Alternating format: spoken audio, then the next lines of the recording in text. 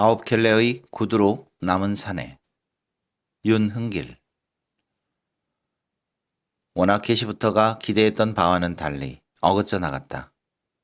많이 무리를 해서 성남에다 집채를 장만한 후 다소나마 그 무리를 봉창해 볼 작정으로 새 빵을 내놓기로 결정했을 때 우리 내외는 세상에서 그 세고 센 집주인의 가운데서도 우리가 가장 질이 좋은 부류에 속할 것으로 자부하는 한편 우리 집에 새들게 되는 사람은 틀림없이 용꿈을 꾸었을 것으로 단정해버렸고 이와 같은 이유로 문감방 사람들도 최소한 우리만큼은 질이 좋기를 당연히 요구했던 것이다. 그런데 우리의 기대는 어쩐지 처음부터 자꾸만 빗나가는 느낌이었다. 특히 사복 차림으로 학교까지 찾아온 이순경이 주민등록부에 우리의 동거인으로 기재되어 있는 안동 권씨에 관한 얘기를 꺼냈을 때 내가 느낀 배반감은 절정에 달했다. 조금도 부담감 같은 걸 가질 필요는 없습니다. 매일매일 무슨 보고 형식을 취할 것을 의무적으로 요구하는 건 아니니까요. 약간 특별한 동태가 있을 때 가령 멀리 여행을 떠나게 되었다든가 좀 이상한 손님이 찾아왔다든가 쌀이나 연탄이 떨어져서 굶는다든가 갑자기 많은 돈이 생겨서 부담감이란 것에 대해 이순경은 매우 그릇된 견해를 가지고 있음이 분명했다. 적어도 내가 알기로 그것은 갖고 싶다고 가져지고 갖기 싫다고 안 가져지는 그런 임의 선택물이 아니었다. 더구나 그것은 스스로 원해서 어떻게든 가져보려고 안달할 정도의 그런 기호물은 절대 아니었다. 나더러 이제부터 당신 멀대 노릇을 하라는 얘기입니까? 무슨 그런 거북한 말씀을. 우리 학교 담당인 학사 출신의 이순경은 한바탕 너털웃음을 한 다음 곧장 진지한 표정이 되었다. 그는 이렇게 말했다. 오 선생님 앞에서 한 사람의 시민으로서의 의무를 강조할 생각은 없습니다. 다만 친절한 이웃이 돼 주십사 하고 부탁드리는 겁니다. 권 씨의 동태를 일일이 사직 당국에 고자질해야만 권 씨의 친절한 이웃이 되는군요. 그렇다마다요. 하고 말하면서 이순경은 다시 너털웃음을 터뜨렸다. 멀대니 고자질이니 하는 말은 우리 쏙 빼기로 합시다. 두고 보면 오 선생님도 알게 됩니다. 권 씨에 관계되는 한 그런 말들이 얼마나 적절치 못한 표현인가를 말입니다. 오 선생님한테 권 씨네가 지나치게 폐를 끼치는 건 아닙니까? 혹시 그 사람을 미워하는 건 아닙니까? 뭐 벌써부터 미워할 것까지야 있을까마는 쌀이 떨어졌는지 연탄이 떨어졌는지도 살펴보고 말입니다. 힘 닿는 대로 그 사람을 도와주시기 바랍니다. 도무지 제가 표면에 나설 수가 없는 입장입니다. 물론 권 씨를 고용하는 기업주 쪽 탓도 있지요. 사찰 대상자를 즐겨 고용하는 기업은 없을 테니까요. 하지만 그것보다는 권 씨 자신이 더 큰 문제입니다. 자신이 법에 따라서 내사당하고 있다는 사실을 다른 누구보다도 유별나게 못 견디는 체질입니다. 내 전임 담당자 때는 여러 번 그런 일이 있었어요. 내사당하고 있다는 걸 일단 눈치만 채고 나면 직장도 생활도 심지어는 처자식까지도 다 포기해버리는 성미죠. 숫째 들어누워서 며칠씩이고 굶고 밥 대신 허구한 날 깡술만 들이킨다거나 짐승처럼 난폭해져가지고 발광 그 직전까지 갑니다. 그렇게 착하거나 양순한 사람이 말입니다. 이제 제 말뜻을 이해하셨을 줄 믿습니다. 제 임무를 감쪽같이 수행할 수 있도록 저를 도와만 주신다면 오 선생님은 어김없는 친절한 이웃이 될 수 있습니다. 솔직히 말씀드려서 전 경찰관 입장을 떠나서 한 사람의 인간으로서 권 씨를 사랑합니다. 가능하다면 그를 돕고 싶은 심정입니다. 아마 불안간에 오 선생님도 그렇게 되고 말 것입니다. 부디 친절한 이웃이 돼 주십사 하고 다시 한번 간곡히 부탁드리는 바입니다. 내가 권 씨를 사랑하게 되다니 생각만 해도 끔찍한 일이었다. 차라리 듬뿍 사례금을 얹어서 다른 누구로 하여금 나 대신 그를 사랑하도록 만드는 편이 훨씬 나았다. 애당초 우리 내외가 방을 내놓기로 결심하게 된 동기는 인정보다는 현금이 그리워서였다. 권 씨네가 우리 집 문간방으로 이사오던 날은 그 풍경이 가관이다 못해 장관이었다. 마침 일요일이었다. 그래서 모처럼 게으른 아침을 먹는 중인데 댕동 소리가 났다. 아내가 나가서 대문을 열어보더니 모척이나 놀라는 기척이 안방에까지 들렸다. 무슨 일인가 하고 나가보고 나서 나는 아내의 호들갑을 이해했다. 나 역시 어지간히 놀랐던 것이다. 웬 아낙네 하나가 자기 몸무게만큼은 나갈 커다란 보퉁이를 머리에 인 채 땀을 뻘뻘 흘리면서 숨이 턱에 닿아 있었다. 그리고 대문에서 약간 떨어진 곳에 9살쯤 먹어 보이는 계집애 하나가 다시 그 계집애로부터 몇 걸음 떨어져 3살가량의 사내의 모습이 얼핏 보였다. 일가의 가장은 가파른 언덕길 저 아래에다 보퉁이를 내려놓은 채 숨을 돌리면서 막 담배를 꺼내 무는 참이었다. 나를 보더니 사내는 일컷 입에 물었던 담배를 도로 호주머니에 쑤셔 넣은 다음 퍽이나 힘에 겨운 동작으로 보퉁이를 들어 어깨에 매는 것이었다. 그런 다음 진무게에 압도되어 중심을 못 잡고 이리저리 휩쓸리면서 근근히 언덕배기를 올라오고 있는 그 사내가 우리 집에 새들기로 된 권씨임에 틀림없다면 그는 예정보다 나흘이나 앞당겨 사전에 주인인 우리의 양해도 구함이 없이 일방적이며 기습적으로 이사를 단행하는 셈이었다. 사내가 금방이라도 짐에 눌려 쓰러질 것만 같았으므로 나는 빼앗다시피 보퉁이를 받아들었다. 생각했던 것보다 짐은 아주 가벼웠다. 북덕이만 요란했지 실은 느슨하게 묶어진 이불 보따리였다. 다소 겁을 먹은 눈으로 애들이 나를 깊숙이 올려다보고 있었다.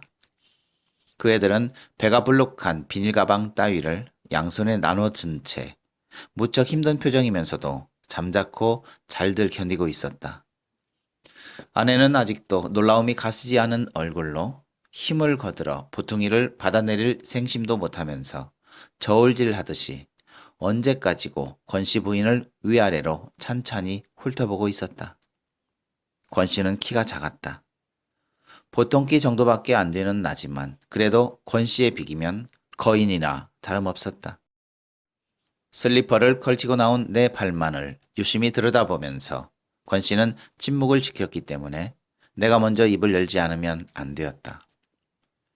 이삿짐은 차로 옵니까? 아닙니다. 그는 피로에 지친 눈을 들어 자기 아내의 머리에서 시작하여 아이들 손을 거쳐 이제 방금 내가 대문간에 부려놓은 보퉁이에 이르는 기다란 화를 그렸다. 이게 전부답니다. 멋쩍은 듯이 그는 어설프게 웃었다. 보자기 바깥으로 비죽미죽 내민 것으로 보아 권씨의 아내가 이고 온 짐은 취사 도구일 것이었다. 그게 농담이 아니고 진담이었다면 결국 쌀을 익히고 빨래하고 그리고 깔고 덮는 데 쓰는 몇 점 세간이 이삿짐의 전부인 셈이었다. 아무리 새빵으로 놔두는 살림이라지만 그쯤 되고 보면 해도 너무했다. 내가 어안이 벙벙해 있는 동안에 사내는 슬그머니 한쪽 다리 바지자락에다 구두코를 쓱 문질렀다. 그리고 발을 바꾸어 같은 동작을 반복했다. 먼지가 닦여 반짝반짝 광이 나는 구두를 내려다보면서 비로소 그는 자기 구두코만큼이나 해맑은 표정이 되었다.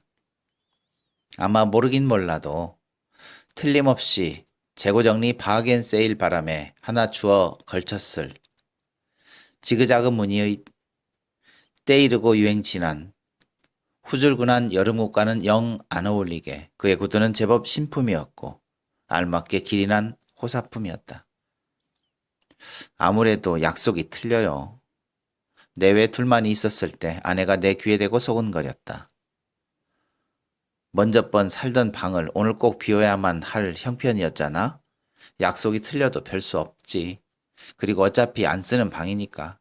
나흘 쯤 앞당겨 들어왔대서 뭐. 그게 아니에요. 걱정 마. 수일 내로 마저 다 챙기겠다고 약속했어. 자기네도 사람인데 설마 절반만 내고 입 싹 씻진 않을 테지. 계약금 받을 때만 해도 그렇게 안 받는데 사람들이 여간 빤빤하지 않아요. 20만 원이면 시세보다 훨씬 싸게 세놓은 줄 자기네도 눈이 있고 귀가 있으니까 잘 알 거예요. 그런데 단돈 10만 원만 쥐고 한마디 상의도 없이 불쑥 쳐들어오다니 생각할수록 괘씸하다니까요. 그런 기본적인 약속마저 어기는 사람들이라면 이 다음엔 무슨 약속인들 못 어기겠어요? 당신이 그러라고 했으니까 나머지 전셋돈 받아내는 거 당신이 책임지세요. 무슨 소리야? 기본적인 약속마저 안 지키는 그런 사람을 고른 건 바로 당신이잖아. 겉다르고 속다른 사람인 줄 누가 알았나요? 감쪽같이 속이려고 덤비는 데야 돌이 있어요. 이제 두고 보세요. 우릴 속인 게 한 가지 더 드러날 거예요. 그건 또 무슨 뜻이지? 여자가 애를 가졌어요. 다 속여도 내 눈만은 못 속여요. 5, 6개월은 될 거예요. 어쩌면 6, 7개월인지도 몰라요. 접대까진 한복을 입어서 몰랐는데 오늘 보니 대뜸 알겠어요. 퍽도 일찍 알아차렸건. 며느리 늙은 것이 시험이라던가. 아내는 어느새 집지은 행세를 쫀쫀히 하려들었다. 우리가 새방에서 새방으로 전전하며 달이 오그리고 지내던 시절을 아내가 벌써 잊을 리 없다. 그러나 아내는 벌써 깡그리 잊어먹은 척 행동했다. 적어도 겉으로는 그랬다. 그리 오래지도 않은 과거를 얘기하면서 꿈만 같다는 말로 시간의 단위를 한없이 늙고 잡는 버릇이 생겼으며 말끝마다 이게 어떻게 장만한 집인데 하면서 혀를 차곤 했다. 하긴 그렇다. 도대체 이게 어떻게 장만한 집인가. 나보다는 아내 쪽에서 대답할 때의 자세가 훨씬 당당해질 법한 물음이었다. 시청 뒷산 은행주택으로 이사오기 전까지 우리는 단대리 시장 근처에서 살았다. 숨통을 쥐듯이 다닥다닥 엉겨붙은 20평 균일의 천변불악이었다. 집주인은 자칭 한의사였다. 간판도 없이 영업행위를 하는데 드문드문 찾아오는 환자들의 외모로 봐서 피부병이 전문인 듯 했고 그 효험이 매우 의심스러운 자가 주제의 연구만 팔아가지고는 생활이 어려울성 싶었다. 자칭 한의사 김씨의 낮 시간은 거의 낮잠이 일과였다. 그리고 해가 설핏할 무렵부터 마시기 시작하는 술이 통금을 예사로 넘겨 늘 새벽녘까지 동네가 들썩이도록 주사를 떨게 만들었다. 우리가 이사를 들던 날도 김씨는 나우 취해 있었다.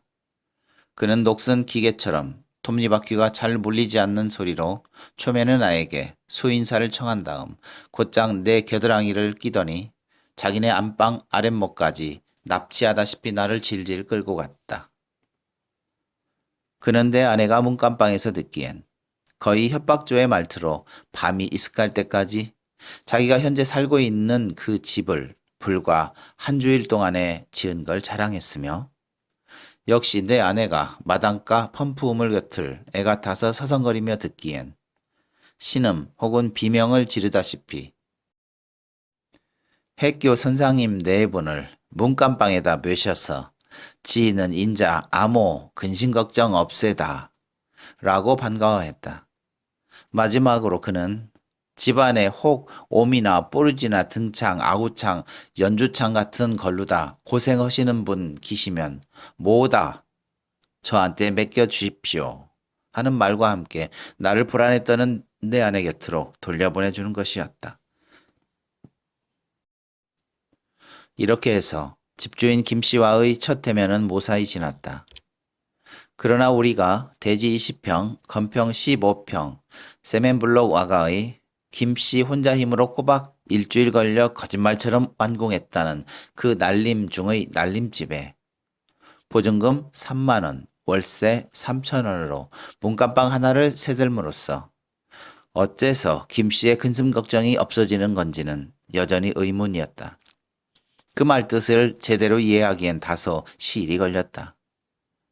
당장 그 이튿날부터 김 씨는 자기네 문간방에 새든 사람이 다른 누구도 아닌 바로 선생 내외, 그렇다 선생 내외였다라는 사실을 일삼아 동네방네 외고 다녔다.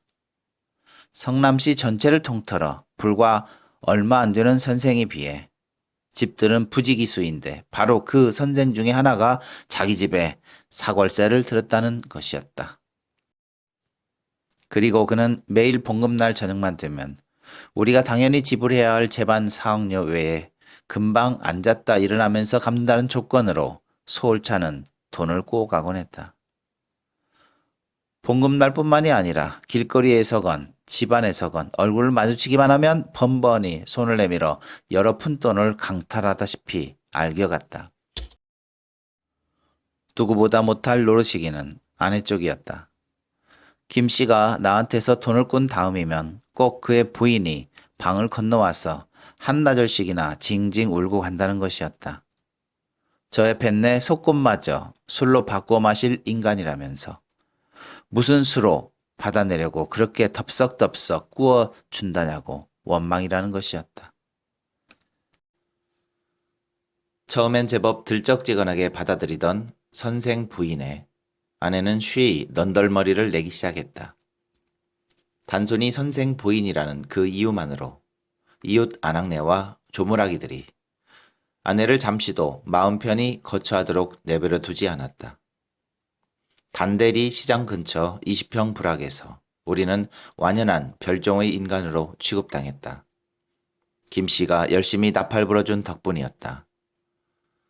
선생네가 먹는 저녁 밥상 위엔 무슨 반찬이 오르나를 확인하려고 아낙네들은 우리 부엌문 앞을 떠날 생각을 안 했고 선생 마누라가 얼굴에 멋멋을 찍어 바르는지 구경하려고 별로 어려워하는 기색도 없이 불시에 방안을 기웃거렸다.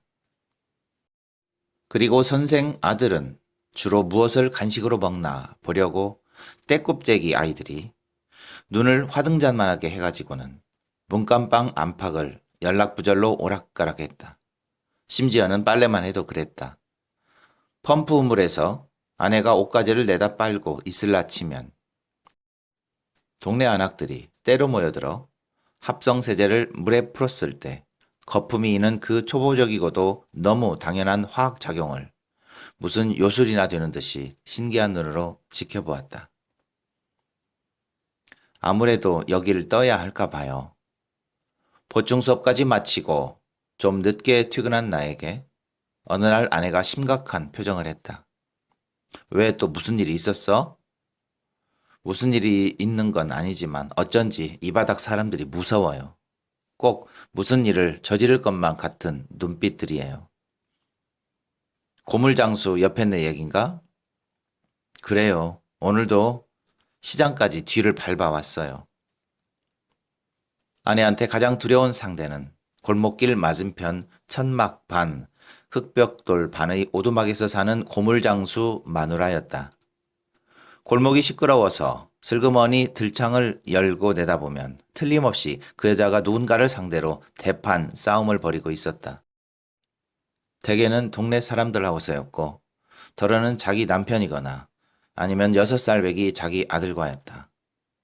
상대가 자기 식구건 동네 사람이건 어느 경우를 막론하고 여자 입에서는 개와 도야지가 끊일 새 없었으며 이빨과 손톱을 동시에 사용하면서 웬만한 작두 푼소는 되는 어마어마한 고물장수 가위로 신체의 어느 특징 부위를 싹둑 잘라버리겠다고 말끝마다 씹어뱉곤 했다. 고물장수 마누라가 내 가족에게 직접적인 위해를 가한 적은 아직 한 번도 없었다. 다만 궁둥이 근처에 대롱대롱 매달리게 딸애를 들쳐업고 나와서는 일정한 거리를 두고 내 가족을 잠자코 뚫어지게 쏘아볼 뿐이었다. 그러나 아내의 기를 팍 죽이기엔 그런 정도만으로도 충분했다. 어느 일요일 오후에 찬거리를 사겠다고 시장 바구니를 들고 나갔던 아내가 예상보다 너무 빨리 돌아왔다. 아내는 고무신 한 짝을 대문간에, 그리고 나머지 한 짝은 펌프 옆에 아무렇게나 벗어 팽개치면서 헐레벌떡 뛰어오더니만 멀쩡한 대낮인데 방문을 꼭꼭 걸어 닫는 법석을 떨었다. 바구니가 비어 있었다. 아내는 하얗게 질린 얼굴에 가슴마저 할딱거리고 있었다. 고물장수 예편네가 막 따라왔어요. 훅훅 단내가 치미는 입김을 아내가 내 귓전에 쏟았다. 그래서 하도 어이가 없어 나는 웃을 수밖에 없었다. 기분 나쁘게 빈정대지 말아요. 시장까지, 시장에서 집에까지 쫓아다녔다니까요.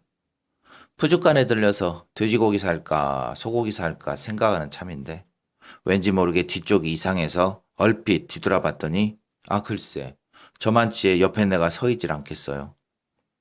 엘 들러엎고 그 우묵한 눈으로 뚫어지게 쏴보는 거예요.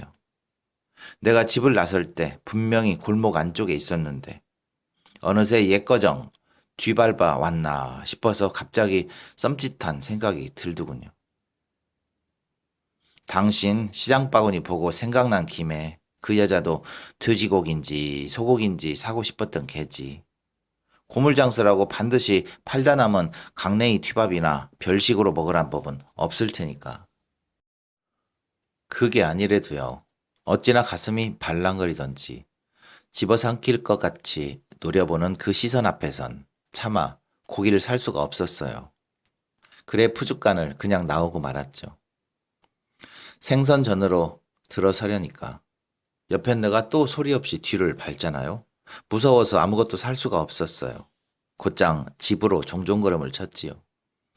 이만하면 이젠 안 따라오겠지 하고 뒤를 돌아보니까 꼭 고만한 간격을 유지하면서 계속 따라붙어요. 그래서 마구 뛰었어요. 뛸 수밖에요. 뛰면서 뒤돌아봤더니 옆에 애도 같이 뛰어요. 애를 업었는데도 나보단 뜀지를 잘하는 것 같아요. 애가 놀래가지고 울어 보채는데도 대문 앞거정 이를 악물고 뒤쫓아왔어요. 나는 살그머니 일어나 들창을 연 다음 고개를 빼고 대문이 있는 골목 쪽을 살펴보았다. 고물장수 마누라가 딸내를 궁둥이에 매단 채로 골목길 한복판에 버티고 서 있었다. 나하고 시선이 딱 마주쳤다. 여자는 내 눈을 피하지 않았다. 오히려 한 외간 남자의 시선을 척하니 받아 넘기면서 아무 때라도 이쪽에서 물러설 때까지는 눈싸움을 계속할 작정임이 분명했다.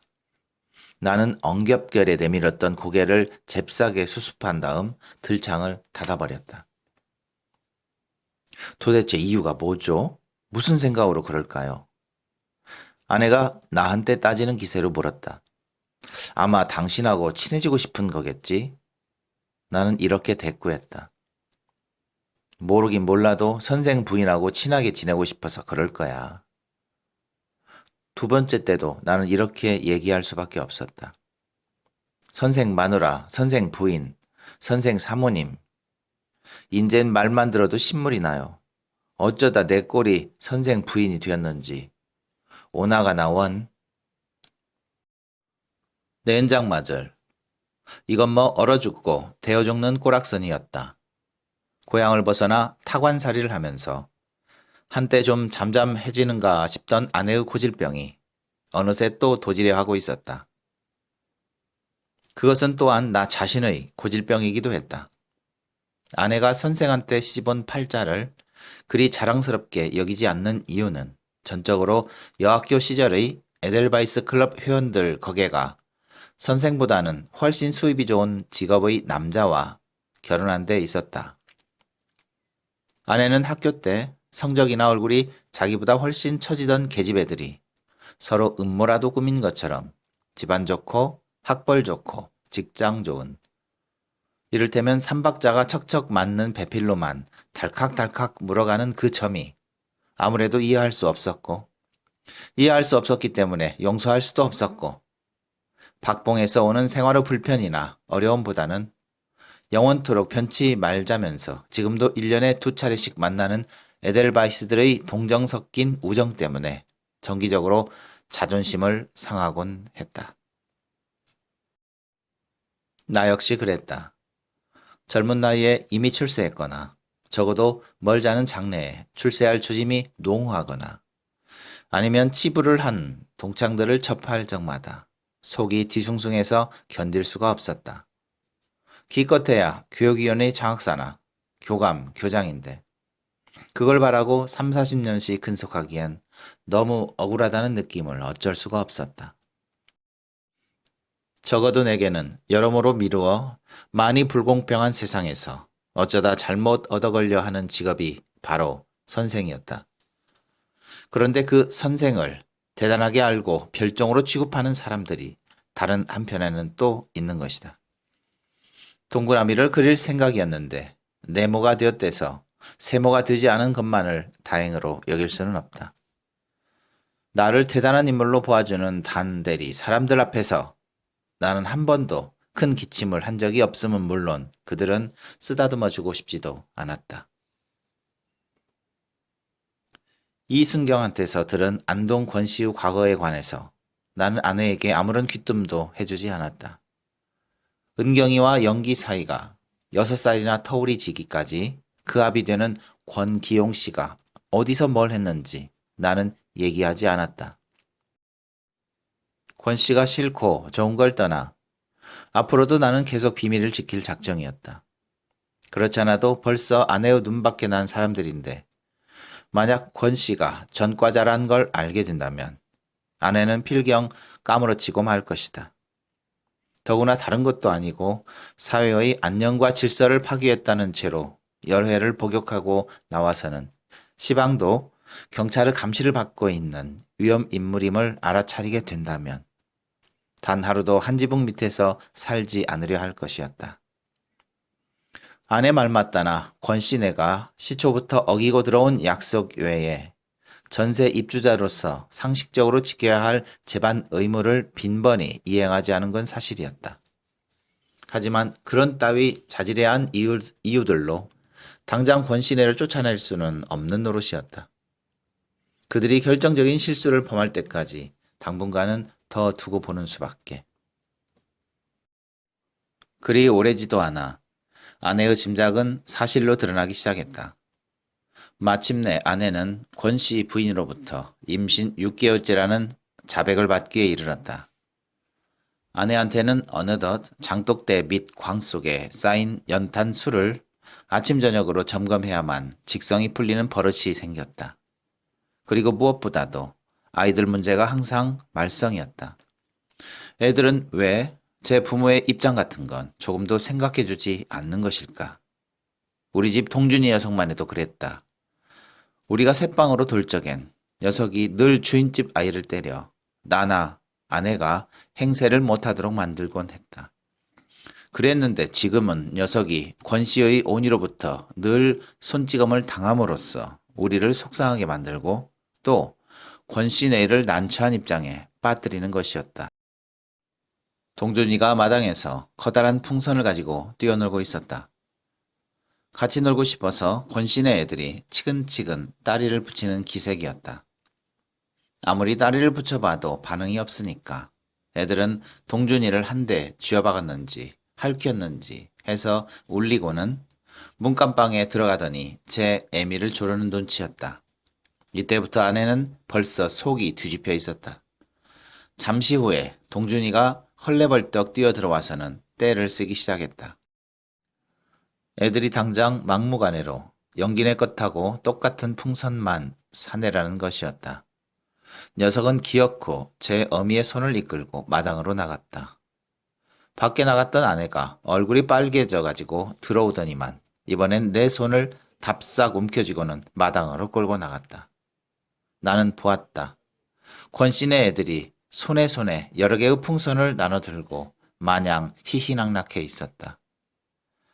새빵살의 아이들이 즐거워하는 것을 탓하고 싶지는 않았다. 다만 문제는 바로 그 풍선의 정체였다. 커다란 오이처럼 생긴 해괴한 모양의 풍선들이었다. 무엇이 재료로 쓰여졌는지 나는 한눈에 알아볼 수 있었다. 그것은 의심의 여지 없는 콘돔이었다. 아내는 말할 수 없이 분개했다. 아이의 가정교육을 위해서 도저히 묵과할 수 없는 중대사라는 것이었다. 일요일이긴 하지만 다행히도 권 씨가 출근해서 집에 없는 줄 알기 때문에 나는 안심하고 애들 가정교육 문제를 아내에게 일임해버렸다. 벼르고 별러 온 끝이라서 아내는 당장에 권 씨 부인에게 달려가 이성을 가진 어른으로서 품위를 지켜줄 것을 강경히 요구했다. 참담한 고생 끝에 성남에서는 그중 고급 주택가로 알려진 시청 뒷산 은행주택을 산 다음 자그마치 100평 대지 위에 세운 슬라브집의 안주인으로서 아내가 전세 입주자에게 내세운 조건은 사실 그리 까다로운 게 아니었다. 첫째, 자녀가 둘 이하라야 한다. 둘째, 집안에서는 언제나 정숙을 유지해야 한다. 이상 두 가지 조건만 지켜준다면 여타의일, 예컨대 전열기의 사용이나 담요의 물빨래 같은 것에 야박하게 굴지 않을 것이며 오물 수거료나 야경비 따위 제반 공과금 지불에 억울하지 않게 선처할 생각이었다. 자녀가 반드시 둘을 넘어서는 안 될 이유는 무엇인가? 아내가 복덕방 영감을 앞세우고 새방을 구하러 다니면서 귀에 못이 박히도록 들어온 소리였고 때문에 그 소리가 가슴에 사무쳐서 아내는 변변한 집주인이라면 당연히 그런 조건은 내세우는 것이려니 믿고 있었다. 집안에선 왜 정숙을 유지해야만 하는가? 그것은 돈을 못 버는 이유가 순전히 공부에 있고 공부는 평생을 계속해야만 하는 것으로 폼을 잡아 온 자칭 선비 남편을 의식한 초처였다. 아내는 꿈에 그리던 내 집을 장만했는데도 여전히 남의 식구를 둘 수밖에 없는 현실을 슬퍼했다. 하지만 그것은 남의 식구를 둠으로써 주인의 권리를 행사할 수 있는 기쁨을 다분히 염두에 둔 그런 슬픔임이 분명했다. 그리고 더욱 분명한 것은 20평 불악에 사는 사람과 100평 불악에 사는 사람과의 차이였다. 그것은 바로 20평의 마음과 100평의 마음의 격차였던 것이다. 시청 뒤로 이사한 그 이후부터 아내에겐 누구하고 현 주소에 관한 얘기를 나누는 기회마다 언필칭 우리는 은행주택에 살고 있음을 힘주어 말하는 버릇이 생겼다. 이른 아침이었다. 문간방 툇마루에 앉아서 권 씨가 구두를 닦고 있었다. 누구나 그렇듯이 그가 솔로 먼지나 터는 정도의 일을 하고 있었다면 나는 그냥 지나쳤을지도 모른다. 바탕과 빛깔이 다르고 디자인이 다른 갖가지 구두를 대여섯 켤레나 툇마루에 늘어놓은 채 그는 떨고 바르고 닦는데 여념이 없었다. 그거 팔 겁니까? 아침 인사 겸 농담 삼아 나는 그에게 말을 걸었다. 팔 거냐고요? 갑자기 일손을 멈추더니 그는 내 발을 내려다 보았다. 아니, 내가 신고 있는 구두를 유심히 쏘아보는 것이었다. 이윽고 내 바짓가랑이와 저고리 앞섬을 타고 꼬물꼬물 기어오르는 그의 시선이 마침내 내 시선과 맞부딪히면서 차갑게 빛났다. 그는 얼굴이 시뻘겋게 달아오는가 싶더니 어느새 입가에 냉소를 머금고 있었다. 어떻게 보고하시는 말씀인지는 모르지만 제가 이거 실례했나 봅니다. 달리 무슨 뜻이 있어서가 아니고 다만 하도 여러 켤레라서 전 그저 많다는 의미로다. 입을 꼭 다물고는 권 씨가 더 이상 나를 상대하지 않으려는 의사를 분명히 했으므로 내겐 아무 할 말이 없어져 버렸다. 그는 손질을 마친 구두를 자기 오른편에 얌전히 모시고는 왼편에서 다른 구두를 집어 무릎새에 끼더니만 헌칫솔로 마치 양치질 하듯 신중하게 고무창과 가죽 틈에 묻은 흙고물을 제거하기 시작함으로써 내게서 사과할 기회를 아주 앗아가 버렸다. 나는 주번교사를 맡아 다른 날보다 일찍 출근하려는 것도 까맣게 잊은 채로 권 씨 앞에서 오래 민기적거렸다. 그러나 권 씨를 향한 그 찜찜한 마음 덕분에 비로소 권 씨를 자세히 관찰할 기회를 얻었다. 여러 날 함께 살면서도 피자 밖으로 나돌며 팍팍하게 지내다 보니 이사 오던 그날 이후로 변변히 대면조차 할 기회가 없었던 것이다. 보아하니 권 씨의 구두 닦기 실력은 보통에서 훨씬 벗어나 있었다. 사용하는 도구들도 전문 직업인 못지않아 구색을 맞춰 일습을 갖추고 있었다. 그리고 무릎 위엔 앞치마 대용으로 헌 네일을 펼쳐 단벌 외출복의 오손에 대비하고 있었다. 흙과 먼지를 죄다 털어낸 다음 그는 손가락에 감긴 헝겊에 약을 묻혀 퇴퇴 침을 뱉어가며 칠했다. 빙 둘러가며 구두 전체에 약을 한 벌 올리고 나서 가볍게 솔질을 가하여 웬만큼 윤이 나자 이번엔 우단 조각으로 싹싹 문질러 결정적으로 광을 내었다.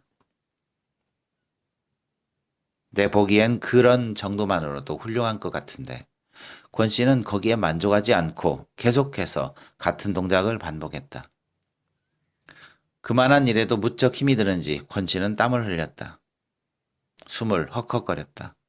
침을 퇴퇴 뱉었다. 실상 그것은 침이 아니었다. 구두를 구두 아닌 무엇으로, 구두 이상의 다른 어떤 것으로, 다시 말해서 인간의 발에다 꿰차는 물건이 아니라 얼굴 같은 데를 장식하는 것으로 바꿔놓으려는 엉뚱한 의지의 소산이면서 동시에 신들린 마음에서 솟는 끈끈한 분비물이었다. 권 씨의 손이 방추처럼 기민하게 좌우로 쉴 새 없이 움직이고 있었다. 마침내 도금을 올린 금속재인 양 구두가 번쩍번쩍 빛이 나게 되자 권 씨의 시선이 내 발을 거쳐 얼굴로 올라왔다. 그는 활짝 웃고 있었다.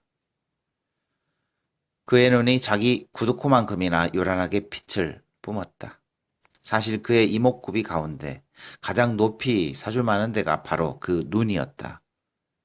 그는 조로한 편이었다. 피부는 거칠고 수염은 듬섬듬섬하고 주름이 많았다. 이마가 나오고 광대뼈가 솟은 편이며 짙은 눈썹에 유난히 미간이 좁은 데다가 기형적으로 덜렁한 코가 신통치 않는 권투 선수의 그것처럼 중둥이 휘었고 입은 내가 근무한 학교의 썰면 선생과 맞먹을 만했다. 입술이 하 두툼해 썰면 한 접시는 되겠대서 학생들이 붙인 별명이었다. 오직 눈 하나로 그는 구제받고 있었다.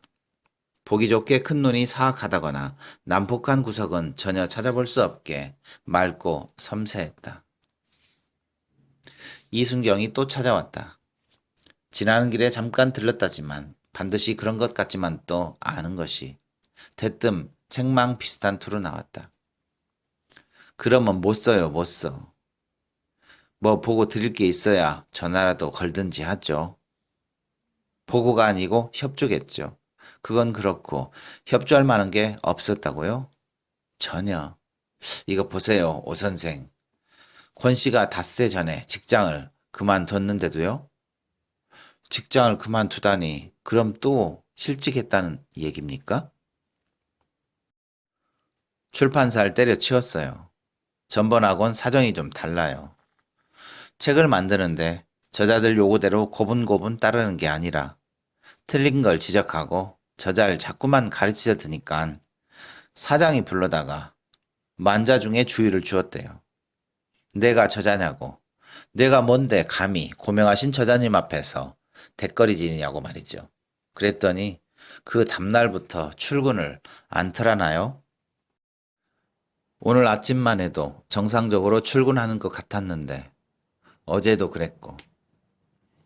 그러니까 주의 깊게 잘 살펴봐 달라는 거 아닙니까? 이순경이 그렇게 앉아서 구말린데 내가 구태여 협조할 필요가 있을까요? 그러자 학사 출신 이순경이 빙긋 웃었다. 권 씨가 드디어 실직했다는 그 점이 중요합니다. 이제부터 슬슬 오 선생이 맡아야 할 역할이 무엇인지 분명해질 성 부릅니다. 권 씨가 다시 다른 직장을 붙잡을 때까지 저나 오 선생이나 마음을 놔선 안 됩니다. 내가 꼭 권 씨를 감시하고 보호해야 할 이유가 없음을 주장하기에 나는 벌써 지쳐 있었다. 죄가 있다면 새빵을 잘못 내준 죄밖에 없는 줄 누구보다도 이순경이 잘 알고 있기 때문이었다. 이런저런 이야기 끝에 화제가 다시 권 씨에 미쳤다. 사건 당시 권 씨는 주모자급이었습니까? 제가 경찰관이 되기 전 일이니까 자세한 건 몰라요. 하지만 권 씨가 주모자라기보다는 주동자였던 것만은 분명합니다. 거의 완벽할 만큼 증거를 남겼으니까요. 경찰 백자를 뒤엎고 불을 지르고 투석을 하고 시내버스를 탈취해가지고 시가를 질주하는 사람들 사진 속에서 권 씨는 항상 선두를 서고 있었습니다. 도무지 믿을 수가 없군요. 이불 보따리 하나 제대로 못 매는 사람이 그런 엄청난 일에 선봉을 서다니. 하지만 일단 실직만 했다 하면 굶기를 밥 먹들 한다는 사실만은 믿어도 좋습니다. 굶지 않을 능력이 있으면서도 굶는 사람은 아마 굶어도 배고프지 않을 겁니다. 오 선생님, 너무 그렇게 뻣뻣한 척 마십시오. 접대도 네 얘기했잖아요. 틀림없이 오 선생도 권 씨를 사랑하게 될 거라고요. 누가 누구를 사랑한다는 일이 얼마나 어렵고 피곤한 것인가를 전혀 모르는 사람처럼 이순경은 자신만만하게 웃으면서 갔다. 사랑 중에서도 특히 글리네를 주머니 속에 든 동전이라도 꺼내듯이 그렇게 쉬운 것인 줄 아는 모양이었다. 나 역시 한동안은 혼자 있을 때 공중으로부터 울리는 무거운 음성을 들은 적이 있었다. 내 이웃을 사랑하라. 단대리 사람을 사랑하라. 20평 부락 주민을 사랑하라. 내가 단대리를 떠나기로 결심한 것은 그 사건이 있은 직후였다. 맞다. 그것은 분명 내게 있어서 하나의 충격적인 사건이었다. 퇴근해서 집으로 돌아가는 길이었다. 집 근처에 이르러 나는 한때의 아이들이 천변에서 놀고 있는 걸 보았다. 왁자하게 떠드는 조물아기들 틈에 동준이 녀석도 끼어 있었다. 녀석이 어느새 저렇게 커서 이웃의 친구까지 사귀었나 싶어 나는 먼 발치에서 대견스럽게 지켜보았다. 내 아이만 유난히 얼굴이 희었다. 다른 애들이 지나치게 까만 탓인지도 모른다. 특히 그 중에서도 고물장수의 아들은 방금 굴뚝 속에서 기어나온 꼴이었다. 동준이가 고물장수 아들에게 뭐라고 소리쳤다. 그러자 깜장이 그 아이가 땅바닥에 양팔을 짚고 개구리처럼 폴짝폴짝 뛰기 시작했다. 동준이가 그의 앞에다 뭘 던졌다. 그러고 보니 동준이 녀석은 쿠키인지 뭔지 하는 과자 상자를 가슴에 끌어안고 있었다. 고물장수 아들이 땅에 떨어진 과자를 입으로 물어 올리더니 흙도 안 털고는 그대로 아삭아삭 씹어먹었다. 먹는 일이 끝나자 고물장수 아들은 하얗게 이빨을 드러내며 웃고는 다시 스타팅 블록에 들어선 것 같은 자세를 취했다. 동준이가 뭐라고 또 소리쳤다.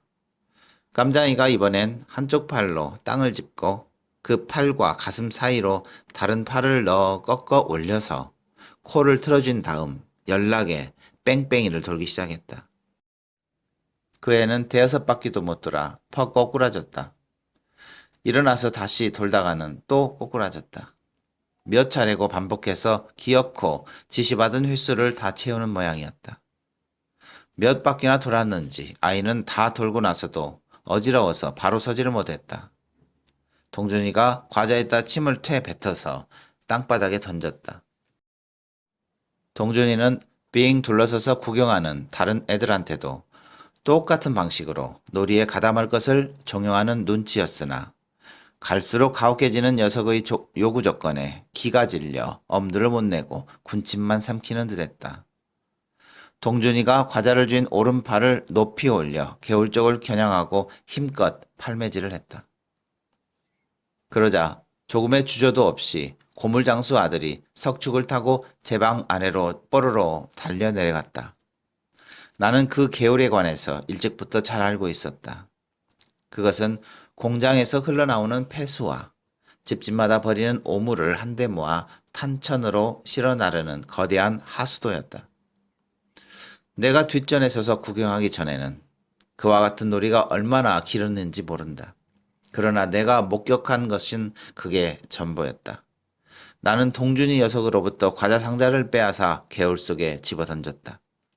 그리고는 녀석의 따귀를 마구 갈겼다. 마음 같아서는 고물장수 아들을 흠씬 두들겨주고 싶었는데 손이 자꾸만 내 자식놈 쪽으로 빗나갔다.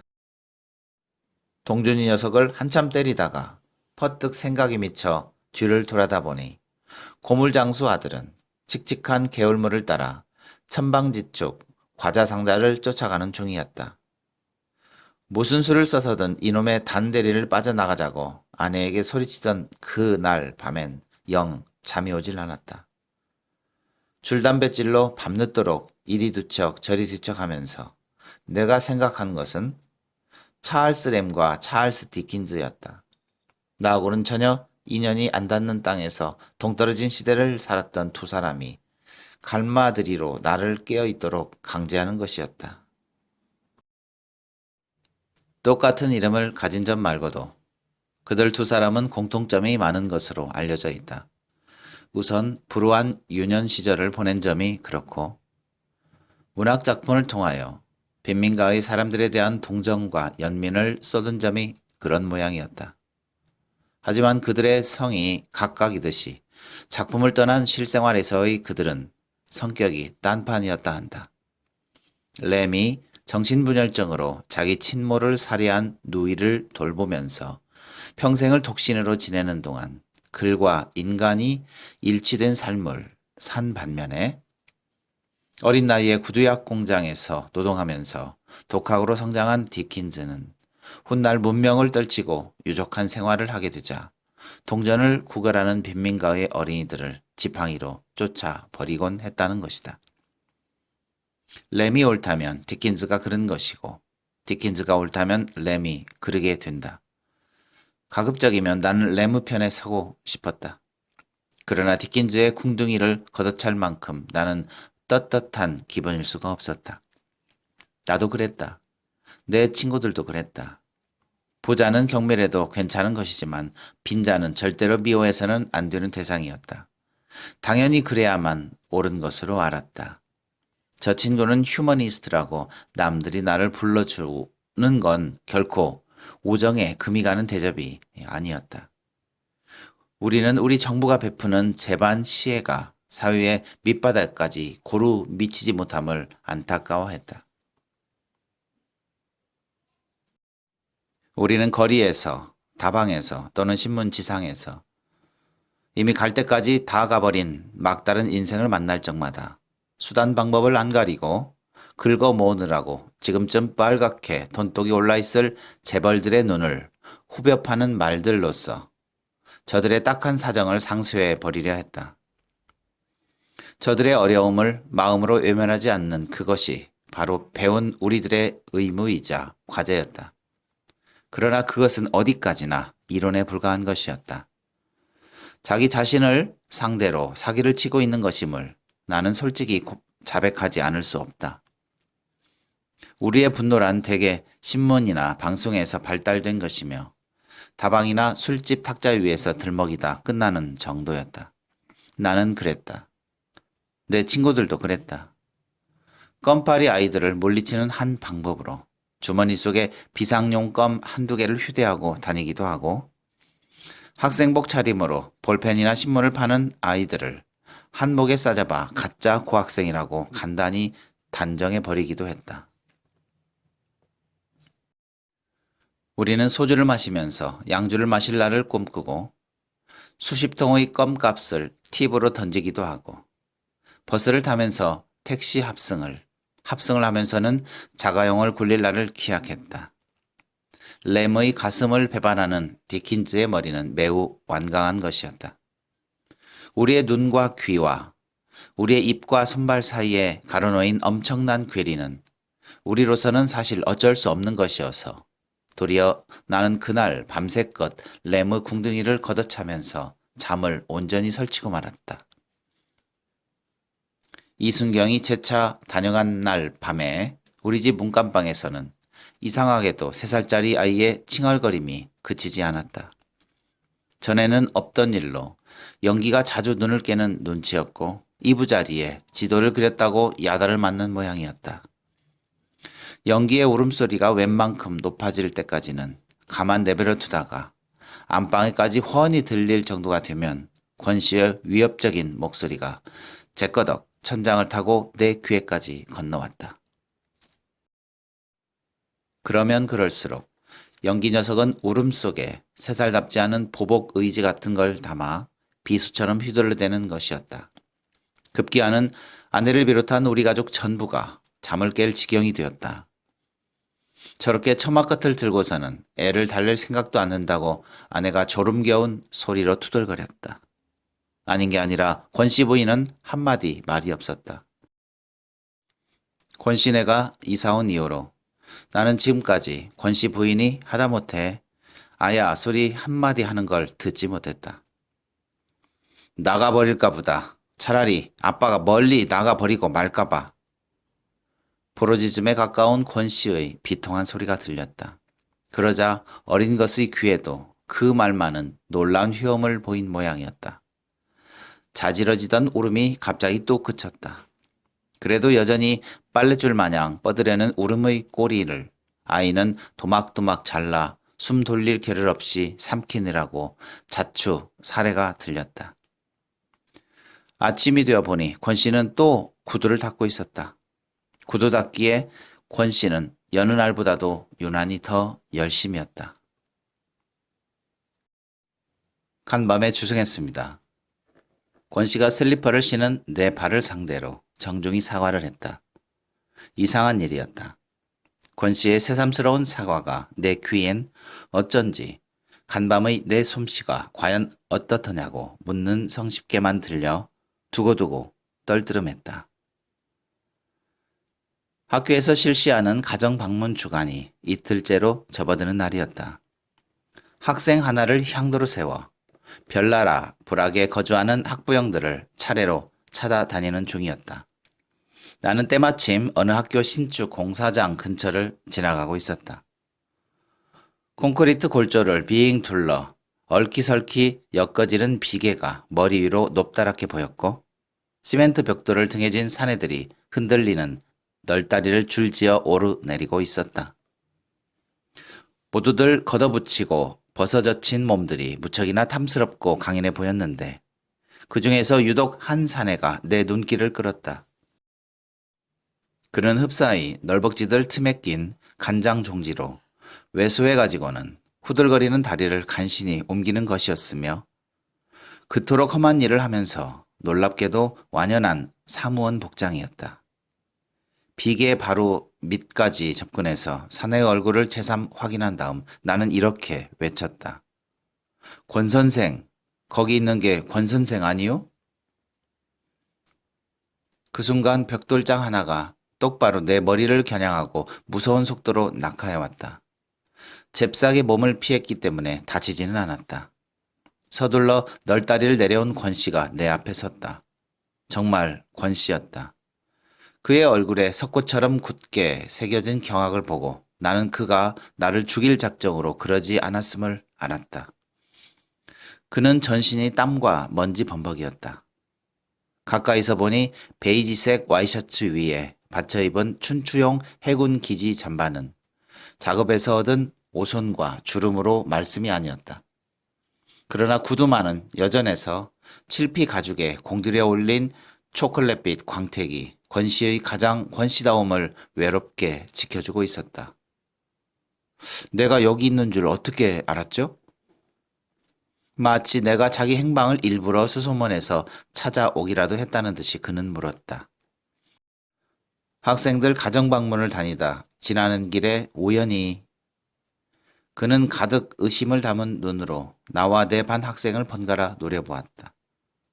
증거까지 손에 쥐어주는데도 그의 의심이 쉬이 풀릴 기색이 아니었으므로 나는 서둘러 신축 공사장을 뒤로 해버렸다. 밤이 꽤 늦어 권 씨는 귀가했다. 그는 문간방을 거치지 않은 채 내가 들어있는 안방으로 직행해 와서 두 홉들이 소주병 하나를 푹 꽂는 기세로 방바닥에 내려놓았다. 이미 어지간히 취해 있었다. 이래봬도 나 안동 권씨요. 피곤에 짓눌렸던 몸뚱이가 이번엔 술에 흠씬 젖어 갱신 못할 지경인데도 목소리만은 제법 뚜렷했다. 물론 잘 아시리라 믿지만 안동 권씨 하면 어딜 가도 그렇게 괄신 안 받지요. 오 선생 보니 해주던가요? 내 구두가 자기 구두보다 항상 추저분하고 또 단버림을 매번 확인하듯이 이참에는 성씨로서 일종의 길고 짧음을 대볼 작정인 듯 했다. 나는 그저 웃어 보였다. 웃으면서도 사람 좋게 보이려는 내 노력이 취중을 뚫고 그의 흔들리는 뇌수 깊이까지 제대로 전달되기를 바랬다. 권 선생, 많이 취하신 모양인데 얘긴 우리 나중에 하고 들어가서 쉬시죠. 팔짱을 낀 채 문지방 너머 마루에 잔뜩 부어터진 얼굴로 서 있는 아내를 흘끔흘끔 곁눈질하면서 나는 권 씨를 편히 쉬게 하려는 생각이 순전히 자발적이며 선의에 찬 것임을 행동으로 강조해 보였다. 권 씨가 내 선의를 획 뿌리쳤다. 그는 반쯤 강제로 일으켜졌던 엉덩이를 도로 털썩 주저앉히더니 병뚜껑을 이빨로 물어 단숨에 깠다. 전과자옥은 버타기 싫다 이겁니까? 하지만 어림도 없어요. 오늘은 내 기필코 할 말 다 하고 물러가리다. 전과자라고요? 눈이 벌어진 입만큼이나 되어가지고 거의 이성을 잃을 정도로 냉큼 뛰어들어왔으므로 아내의 음성은 자연히 깜짝 반기는 투와 구별할 수 없게 되었다. 그러나 결코 반기는 투가 아님이 다음 말로써 곧 분명해졌다. 원 세상에나 방금 전과자라고 하셨죠? 지금 두 분이서 누굴 얘기를 하시는 거예요? 세상에나. 아주머님 모르고 계셨습니까? 오 선생이 얘기하지 않던가요? 바로 제 얘기입니다. 왜요? 제 눈빛이 어쩐지 이상해 보입니까? 아주머니 문자대로 전과자하고 사람 그렇지 사람이지 사람하고 이렇게 가차에 앉은 게 신기합니까? 뛰어들 때와 똑같은 기세로 아내는 냉큼 몇 발짝 물러섰다. 빤히 올려다보는 권 씨 앞에서 아내는 새파랗게 질려가지고 단박 고분고분해졌다. 권 씨가 앉으라면 앉고 들으라면 듣는 자세를 취했다. 모기 앞전갱이 하나 뿌지를 힘도 없는 놈입니다. 뭐 조금도 겁내실 거 없습니다. 편안한 마음으로 네 분 이서 제 얘기 들어주십시오. 잠깐이면 됩니다. 그때까지도 나는 적당히 권 씨를 구슬러 문간방으로 돌려보낼 기회만을 노리고 있었다. 그러나 그의 입에서 모기 앞전강이 부러뜨릴 힘도 없다는 고백이 나오고부터는 생각이 달라지지 않을 수 없었다. 그가 하는 말을 듣다 보면 모기 앞전갱이 하나 어쩌지 못하는 주제에 감히 사회의 안녕과 질서를 뚝뚝 부러뜨린 그 불가사의가 다소 풀릴 것도 같았다. 아마 프로이트가 한 말일 겁니다. 그는 병책이 올려 소주를 꿀꺽꿀꺽 들이켰다. 성자와 악인은 종이 한 장 차이랍니다.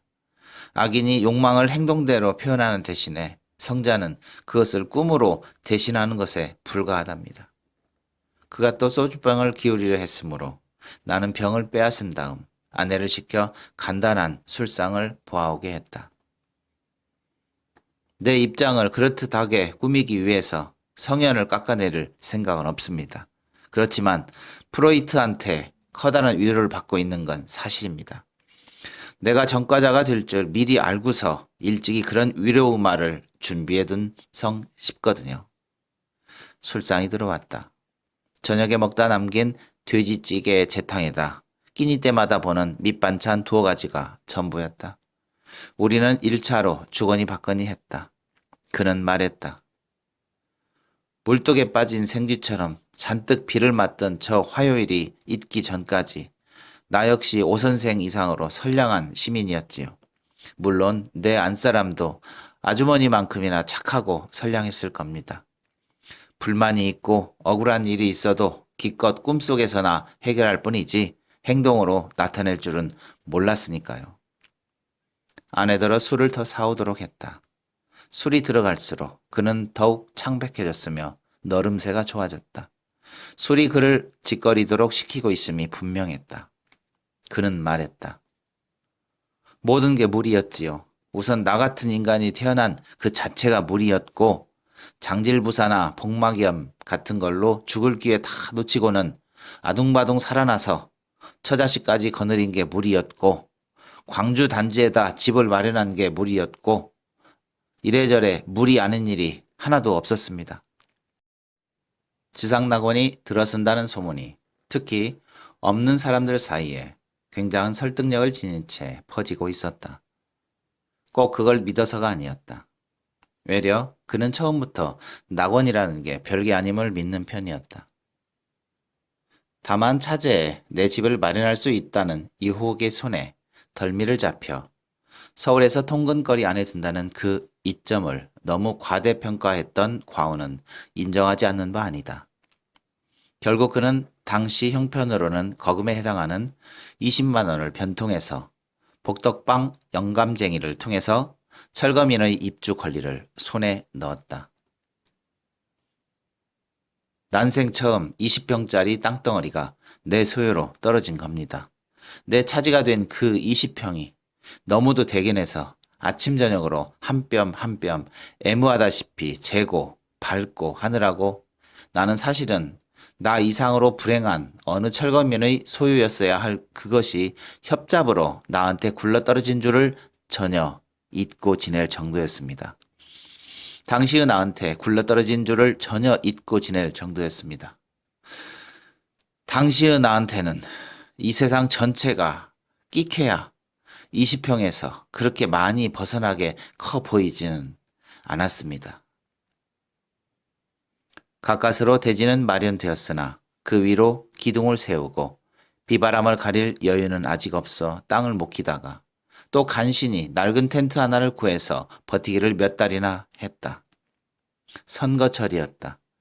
지상낙원 건설의 청사진에 갖가지 공익들이 한획 첨가되었다. 곳곳에서 기공식들이 화려하게 벌어지고 건설 부음이 일었다. 당장 막벌이 날품파리들의 천국이 눈앞의 현실로 바싹 당겨졌다. 갈수록 선거 열풍이 거세짐과 더불어 지가가 연락에 뛰고 사람값이 종종 걸음을 치고 하는 그 사이를 부동산 투기업자들이 훨훨 날아다녔다. 그는 생각하기를 이와 같은 움직임 모두가 자기하고는 하등 상관이 없는 것이려니 했다. 그런 생각이 얼마나 잘못되었나를 그는 선거가 끝났을 때 20쪽짜리 전등 밑에서 벼락이 머리에 닿듯이 아찔하게 확인했다. 국회의원 선거가 끝난 바로 그 다음 날이었습니다. 이틀만 지났어도 두말 않겠어요. 어제 끝났으면 오늘 그런 겁니다. 한 장의 통지서가 배부되어 왔다. 6월 10일까지 전매 소유한 땅에다 집을 짓지 않으면 불하를 취소하겠다는 내용이었다. 보름 후면 6월 10일이었다. 보름 안에 집을 지으라는 얘기였다. 자기가 날품팔이가 아니래서 자기 생계의 근원이 여전히 서울이라서 대단지의 부산스런 움직임과는 무관한 것처럼 처신해온 그는 뒤늦게 사타귀에서 방울소리가 나도록 뛰어다니지 않으면 안 되었다. 우선 며칠씩 출판사를 무단 결근하면서 닥치는 대로 돈을 변통하기에 급급했다. 돈이 되는 대로 시멘트와 블럭과 강목을 사서 마누라와 함께 한 단 한 단 쌓아 올리기 시작했다. 저나 내나 건축의 눈꽃만큼의 지식도 없었지만 그저 본능이 시키는 대로 이렇게 하면 최소한 넘어지지는 않겠거니 하는 어림 하나로 소위 집을 짓는 엄청난 일을 겁없이 감행했다. 지상낙원이란 구호에 합당할 그럴듯한 가옥을 당국에서 요구하지 않는 것이 무엇보다 다행이었고 고마운 일이었다. 건자재가 떨어지면 작업을 중단하고 뛰어나가 버럭질하다시피 돈을 구워다 재료를 대기를 몇 차례나 거듭하는 사이에 어느덧 사면벽이 세워지고 지붕이 씌워졌다. 채 보름도 걸리지 않았다. 외양이나 실질이야 아무렇든 자기가 원하고 당국에서 요구한 그 집이 드디어 완성된 것이다. 서둘러서 집을 짓도록 명령한 당국에다 외려 감사해야 할 판이었어요. 우리는 한 달 남짓 고대광실이라도 든 기분으로 둥둥 떠서 지냈습니다. 그 한 달 내내 마누라는 은경이년을 끌어안고 졸졸 쥐어짜기만 했지요. 겨우 한숨 돌리려는 참인데 또 통지서가 왔다. 전매업주자는 분양전 토지 20평을 평당 8,000원 내지 16,000원으로 계산하여 7월 말까지 일시불로 납부하는 조건으로 불하받으라는 것이었다. 만일 기한 내 납부하지 않으면 해약은 물론 법에 의해 6개월 이하의 징역이나 30만 원 이하의 벌금을 과하도록 하겠다는 단서가 붙어 있었다. 이번 역시 보름 기한이었어요. 보름 되게 좋아합니다. 걸핏하면 보름 안으로 해내라는 거예요. 엎친 데 덮쳐 경기도에서는 토지 취득세 부과 통지서를 발부했다. 관할과 소속이 다른 각기 다른 서울시와 경기도가 이렇게 쌍나파를 부는 바람에 주민들은 거의 초주검꼴이 되었다. 광주 대단지 토지 불화 가격 시정대책위원회라는 유례없이 긴 이름의 임의 단체가 조직되었다. 대책위원회는 곧 투쟁위원회로 개칭되었다.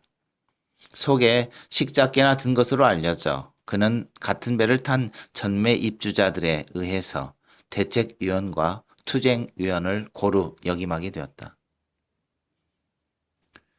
그게 만약 감투축에 든다면 나한테 정말 분에 넘치는 감투였어요. 겸손의 말이 아니었다.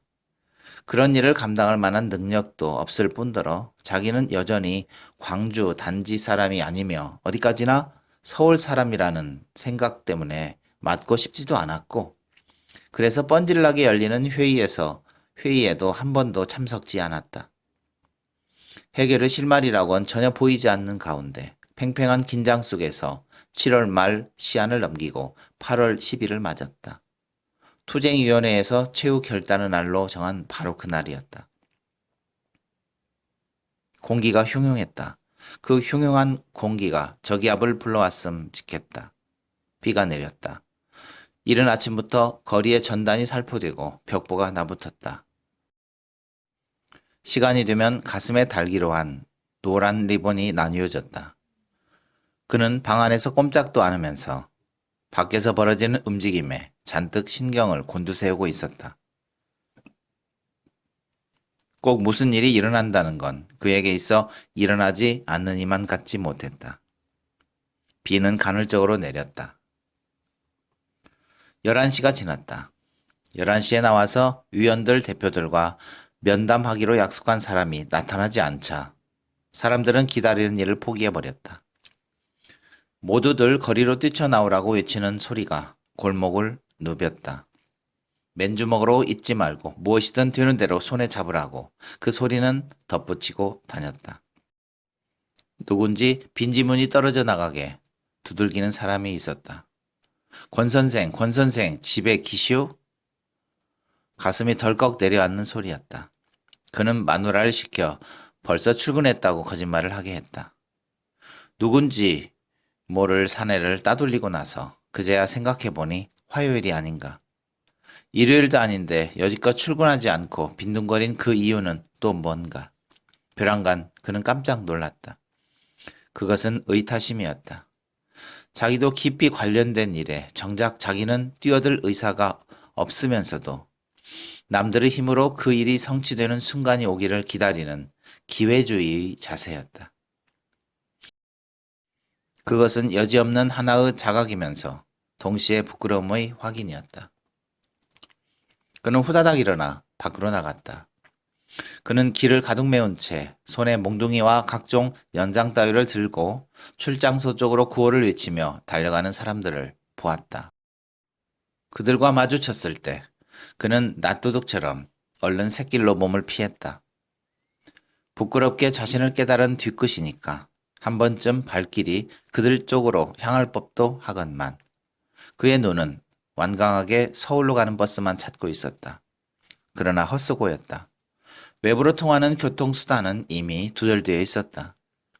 차를 찾는 잠깐 사이에도 전신이 비에 흠뻑 젖었다. 바람을 받으며 엇비스시 때리는 끈덕진 비로 거리에 나온 사람들은 저마다 후줄근이들 젖어 있었다. 그는 차잡기를 포기하고 인적이 뜸한 골목만 골라 걷기 시작했다. 생전 처음 걷는 생소한 길을 서울로 통하는 길이거니 하면서 모작정 걷다가 자기와 비슷한 처지의 동물을 만나게 되었다. 몽둥이와 돌멩이를 든 군중을 피하여 요리조리 골목을 누비며 오는 택시였다. 그는 재빨리 골목길 한복판을 결사적으로 막아섰다. 요금은 암만이라도 좋았다. 택시 안엔 일행으로 보이는 신사분 셋이 선승해 있었다. 그들을 태운 택시가 어쩔 수 없이 통과하지 않으면 안 되는 광주 단지의 관문에 다다랐을 때 검문에 걸렸다. 원시 무기로 무장한 일단의 청년들이 살기 등등해가지고 무조건 차에서 내릴 것을 명령했다. 아하, 투쟁위원님이 타고 계셨군요. 단신으로 서울까지 쳐들어가서 투쟁하시긴 아무래도 무리입니다. 어서 내리십시오.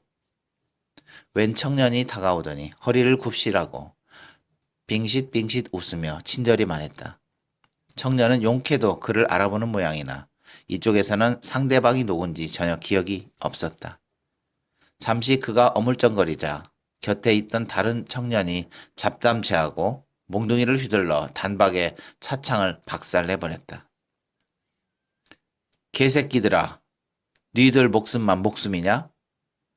다른 사람들은 몇 끼씩 굶고 악을 쓰는 판인데 택시나 타고 앉았다니 늘어진 개팔자로군. 굶어도 같이 굶고 먹어도 같이 먹어. 죽어도 같이 죽고 살아도 같이 살잔 말이야. 강목이나 자전거 체인 따위를 코앞에 들이대면서 청년들이 가뜩이나 쉰 목청을 한껏 드높이고 있었다. 물론 그러기 전에 차에 탔던 승객들은 차창이 부서져 나가는 순간 밖으로 뛰어나와 이미 절반쯤은 죽어 있었다. 권 선생님, 저쪽으로 가실까요? 처음 아른 체 하던 예의 그 청년이 그에게 귀옛말을 했다. 그가 가장 두렵게 느끼는 건 몽둥이가 아니었다. 친절이었다. 청년은 웃음으로 그를 묶어 도로변 잡초더미까지 손쉽게 연행해 갔다. 그리고는 거기에서 일장의 설교를 늘어놓기 시작했다. 물론 잘 아시겠지만 이라고 말끝마다 전제하면서 청년은 주로 지금 이 시간에도 먹고 마시고 춤추고 침대에서 뒹굴고 있을 서울의 유한 계급과 대단지 안의 처참한 생활상을 침이 마르도록 대비시킴으로써 아직도 잠자고 있는 그의 사회적 지각을 새 나라의 어린이처럼 벌떡 일어나게 하려는 수작인 줄은 짐작이 되는데 한마디도 귀에 들어오지 않았다. 대체 사람이 얼마나 잔인하면 이런 판국에서도 저토록 친절할 수 있을까만을 그는 생각하고 있었다. 자신의 설교가 웬만큼 먹혀들었다고 판단했던지 청년은 그를 이끌고 가파른 산등성이를 질러 단지 중심부로 들어갔다. 바로 저기 저 부근이었어요. 그는 우리 방 들창 쪽을 손으로 가리켰다. 그러나 유감스럽게도 안방 아랫목에 앉아서는 그가 가리키는 저기가 어디쯤인지 가늠키 어려웠다. 우리 내외의 얼굴이 실감한 사람답지 않게 맨숭맨숭한 걸 알아차린 그는 갑자기 벌떡 일어서는가 싶더니 어느새 마루로 뛰어나가고 있었다. 덩달아 내가 뛰어나간 것은 순전히 그를 붙잡기 위해서였다. 언제 들어왔는지 마루끝 현관 부근에 권씨의 일가족이 오보록이 몰려 차례로 뛰어나오는 우리를 빤히 올려다보고 있었다. 아비를 보자마자 새끼들 입에서 대번에 울음이 터져 나왔다. 잔뜩 부른 배를 금방이라도 마루에 올려놓을 듯한 자세를 취한 채 권씨 부인은 홍당무가 된 자기 남편을 그저 멀뚱히 쳐다볼 따름이었다. 울 것 없다. 너그 애비 아직 안 죽었다. 가장으로서의 채통 같은 걸 다분히 의식하는 목소리로 그가 낮게 말했다. 그는 내친 걸음에 아들, 딸들의 울음의 틈소리를 뚫고 마당에까지 진출했다. 말은 똑바로 하면서도 걸음은 비틀거리는 것이 아마 형평을 잃지 않으려는 그의 의지가 혀 아래까지는 미치지 못하는 모양이었다. 저기 저쯤이었지요. 방 안에서보다 훨씬 자신이 붙은 소리로 그가 재차 설명했다. 언덕 아래 한참 거리에 달팍 쏟아부은 듯한 불빛의 무리가 그의 가리키는 손끝에서 놀고 있었다. 어른들끼리 시방 서로 싸우느라고 그러는 것이 아닌 줄을 벌써 알아차렸을 텐데도 아이들은 본물 터지듯 나오는 울음을 조금도 누그러뜨리려 하지 않았다. 저것 좀 보라고 청년이 갑자기 소리칩니다. 그렇지 않아도 난 이미 보고 있었는데요. 빗속에서 사람들이 경찰하고 한참 대결하는 중이었죠. 최루탄에 투석으로 맞서고 있었어요. 청년은 그것이 마치 자기 조화 속으로 그려진 그림이나 되는 것 같이 기고만장입니다만 솔직히 얘기해서 난 비에 젖은 사람들이 똑같이 비에 젖은 사람들을 상대로 싸우는 그 장면에 그렇게 감동하지 않았어요. 그것보다는 다른 걱정이 앞섰으니까요. 이 친구가 여기까지 끌고 와서 끝내 날 어쩔 작정인가 하고 말입니다. 그런데 잠시 지켜보고 있는 사이에 장면이 휙가닥 바뀌어져 버립니다. 3년차 한 대가 어쩌다 길을 잘못 들어가지고는 그만 소용돌이 속에 파묻힌 거예요. 대물 피해서 빠져나갈 방도를 찾느라고 요리조리 함부로 대가리를 디밀다가 그만 뒤집혀서 벌렁 나자빠져 버렸어요. 누렇게 익은 참외가 와르르 쏟아지더니 길바닥으로 구릅니다. 경찰을 상대하던 군종들이 돌멩이질을 딱 멈추더니 참외 쪽으로 벌떼처럼 달라붙습니다. 한 차분이나 되는 참외가 눈 깜짝할 새 동이나 버립니다. 진흙탕에 떨어진 것까지 주워서는 어적어적 깨물어 먹는 거예요. 먹는 그 자체는 결코 아름다운 장면이 못 되었어요. 다만 그런 속에서도 그걸 다투어 주워 먹도록 밑에서 떠받치는 그 무엇이 그저 무시무시하게 절실할 뿐이었죠. 이건 정말 나체하구나 하는 느낌이 처음으로 가슴에 팍 부딪혀 옵디다. 나체를 확인한 이상 그 사람들하고는 종류가 다르다고 주장해 나온 근거가 벼랑간 흐려지는 기분이 듭니다. 내가 맑은 정신으로 나를 의식할 수 있었던 것은 거기까지가 전부였습니다. 그가 더 이상 이야기를 계속할 눈치가 아니었으므로 나는 비로소 그에게 말을 걸 기회를 얻었다. 그 뒤 권 선생이 어떻게 되셨는지 물어봐도 괜찮겠습니까? 벌써 물어놓고는 뭘 양해를 구하십니까? 사흘 후에 형사가 출판사로 찾아와서 수갑을 채우더군요. 경찰에서 증거로 제시하는 사진들을 보고 놀랐습니다. 사진 속에서 난 버스 꼭대기에도 올라가 있고 석유 깡통을 들고 있고 강목을 휘둘러대고 있기도 했습니다. 어느 것이나 내 얼굴이 분명하긴 한데 나로서는 전혀 기억에 없는 일들이었으니까. 이제 그 이야기에 관해서는 들을 만큼 다 들은 셈이었다. 느닷없이 소주병을 꿰차고 들어와서 여태껏 잠자코 입을 봉하고 있던 그 이야기를 새삼스럽게 길게 들어놓는 이유도 능히 짐작할 수 있었다. 하지만 내겐 아직도 궁금한 구석이 공연한 부담감과 함께 남아있었다. 차제에 그걸 풀 수만 있다면 피차를 위해서 오히려 잘된 일일 것이었다. 내가 이순경을 만나는 줄 진작부터 알고 계셨습니까? 권씨가 소리 없이 웃었다. 정확히 말해서 이순경이 오 선생을 만나는 거겠죠. 어느 한 부분이 장애를 받으면 다른 한 부분이 비상하게 예민해지는 법입니다. 내 경우 그것은 제 육감입니다. 설마 이순경한테 고자질했다고 생각하진 않으시겠죠? 이순경은 그걸 협조라는 말로 표현했습니다만 그는 또 소리 없이 웃었다.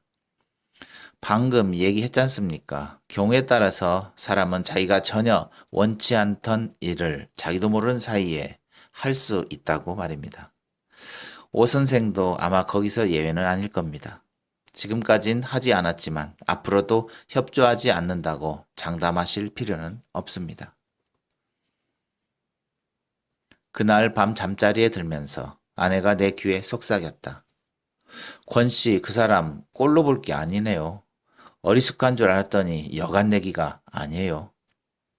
앉으라면 앉고 서라면 서고 당신 꼼짝없이 당하더구만. 아이 푸내라. 불을 끈 다음에 아내가 다시 소곤거려 왔다. 당신도 보셨죠? 오늘싸 말고 영기 엄마 배가 유난히 더 불러 보였어요. 혹시 쌍둥이가 아닌가 싶어 남의 일 같잖아요.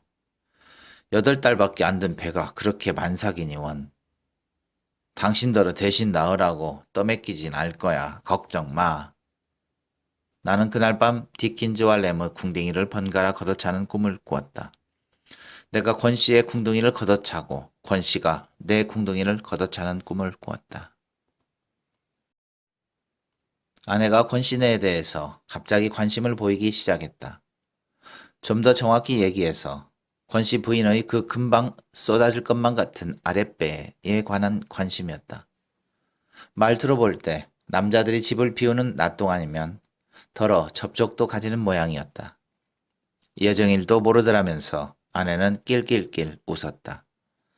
임신부가 자기 분만 예정일도 몰라서야 말이 되느냐고 핀잔했더니 까짓것 알아도 그만 몰라도 그만 어차피 때가 되면 배 아프며 낳기는 마찬가지라면서 태평으로 있더라는 것이었다. 권 씨는 여전히 일자리를 구하지 못한 채였다. 일정한 직장이 없으면서도 아침만 되면 출근 목장을 차리고 뻔질나게 밖으로 나가곤 했다. 몸에 붙인 기술도 그렇다고 타고난 뚝심도 없으면서 계속해서 공사판 같은 데 나가 막일을 하는 눈치였다. 동주나 놀자 하고 둘이 합창하듯이 길게 외치면서 일단 안방까지 들어오는데 성공한 권 씨의 아이들은 끼니 때가 되어도 막무가내로 버티면서 문간방으로 돌아가지 않는 적이 자주 있게 되었다. 문간방의 사정이 심상치 않다는 징조였다. 그렇다고 권 씨나 권 씨 부인이 우리에게 터놓고 도움을 청한 적은 한 번도 없었다. 다만 우리로 하여금 그런 꼴을 목격하고도 도울 마음을 먹지 않으면 도무지 인간이 아니 계시리 상황을 최악의 선까지 잠자코 몰고 갈 뿐이었다. 애당초 이순경이 기대했던 그대로 산타클로스 비슷한 꼴이 되어 쌀이나 연탄 따위를 슬그머니 문간방 부엌에다 넣어주고 온 날 저녁이면 아내는 분하고 억울해서 밥도 제대로 못 먹었다. 인부나 철부지 애들을 생각한다면 그까짓 알량난 선심점 아무렇지도 않다는 초장이었다. 하지만 제게 딸린 처자식조차 변변히 건사 못하는 얼간이 사내한테까지 자기의 선심의 일부나마 미칠 일을 생각하면 괘씸해서 잠이 안 올 지경이라고 생병을 앓았다. 권 씨가 여간 내기 아니라고 속삭이던 게 엊그제인 걸 벌써 잊고 아내는 새빵 잘못 내줬다고 두고두고 자탄하는 것이었다. 남편이 여전히 벌이가 시원찮은 상태에서 권 씨 부인은 어언 해산의 날을 맞게 되었다. 진통이 시작된 지 꽤 오래되는 모양이었다. 아내의 귓등으로는 점심 무렵이 지나서부터 그런다고 했다. 학교에서 돌아와 저녁을 먹다가 나는 문간방에서 울리는 괴상한 소리를 들었다. 처음에는 되게 몸살을 앓듯이 끙끙 앓는 소리로 시작되었다. 그러다가 느닷없이 몸의 어딘가에 깊숙이 칼이라도 받는 양 한 차례 처절하게 부르짖고는 이내 도로 잠잠해지곤 하면서 이러기를 몇 번이고 되풀이하는 것이었다. 나로서는 그것이 방을 세내준 이후로 처음 듣는 권씨 부인의 목소리였다. 당신이 한번 권씨를 설득해 보세요. 제가 서너 번 얘기를 했는데도 무슨 남자가 실실 웃기만 하면서 그저 염려 없다고만 그러네요. 병원 얘기였다. 권씨가 거절하는 게 아니고 돈이 거절하는 거겠지. 아내는 진즉부터 해산 준비가 전혀 되어 있지 않음을 덜어는 흉보고 또 덜어는 우려해 왔었다. 남산만이나 한 배를 갖고서 요즘 세상에 그래 엘 집에서 그것도 산모 혼자 힘으로 낳겠다니 아무래도 꼭 무슨 일이 터질 것만 같아요. 달이 다 차도록 기저귀감 하나 장만 않는 옆에 나라 조사는 하나 부를 돈도 마련이 없는 사내나 어쩜 그리 짝짝꿍인지. 서둘러 식사를 끝내고 나서 나는 권씨를 마당으로 불러냈다. 듣던 대로 권씨는 대뜸 아무 염려 말라면서 실실 웃었다. 마치 곤경에 빠진 나를 극진히 위로해주는 투였다. 둘째 때도 마누라 혼자서 걷더니 해치웠거든요. 우리가 염려하는 건 권 선생네가 아니라 바로 우리를 위해서요. 물론 그럴 리야 없겠지만 만에 일이라도 일이 잘못될 경우 난 권 선생을 원망하겠소. 작자가 정도 이상으로 느물거린다 싶어 나는 앵간히 모진 소리를 남기고는 방으로 들어와 버렸다.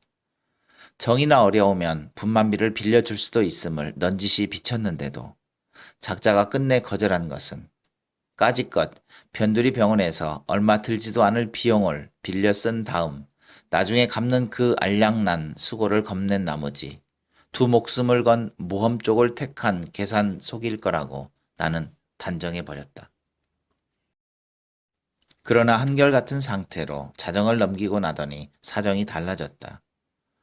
경산치고는 진통이 너무 길고 악착스러운데 겁이 났던지 권씨는 통금이 해제되기도 전에 부인을 업고 비탈길을 내려가느라고 한바탕 북새를 떨었다.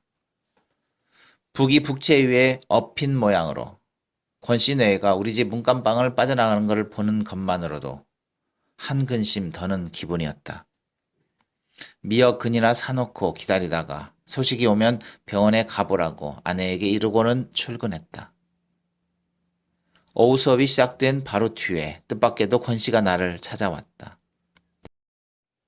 때마침 나는 수업이 없어 교무실에서 잡담이라 하고 있는 중이어서 수희로부터 연락을 받자 곧장 학교 정문으로 나갈 수가 있었다.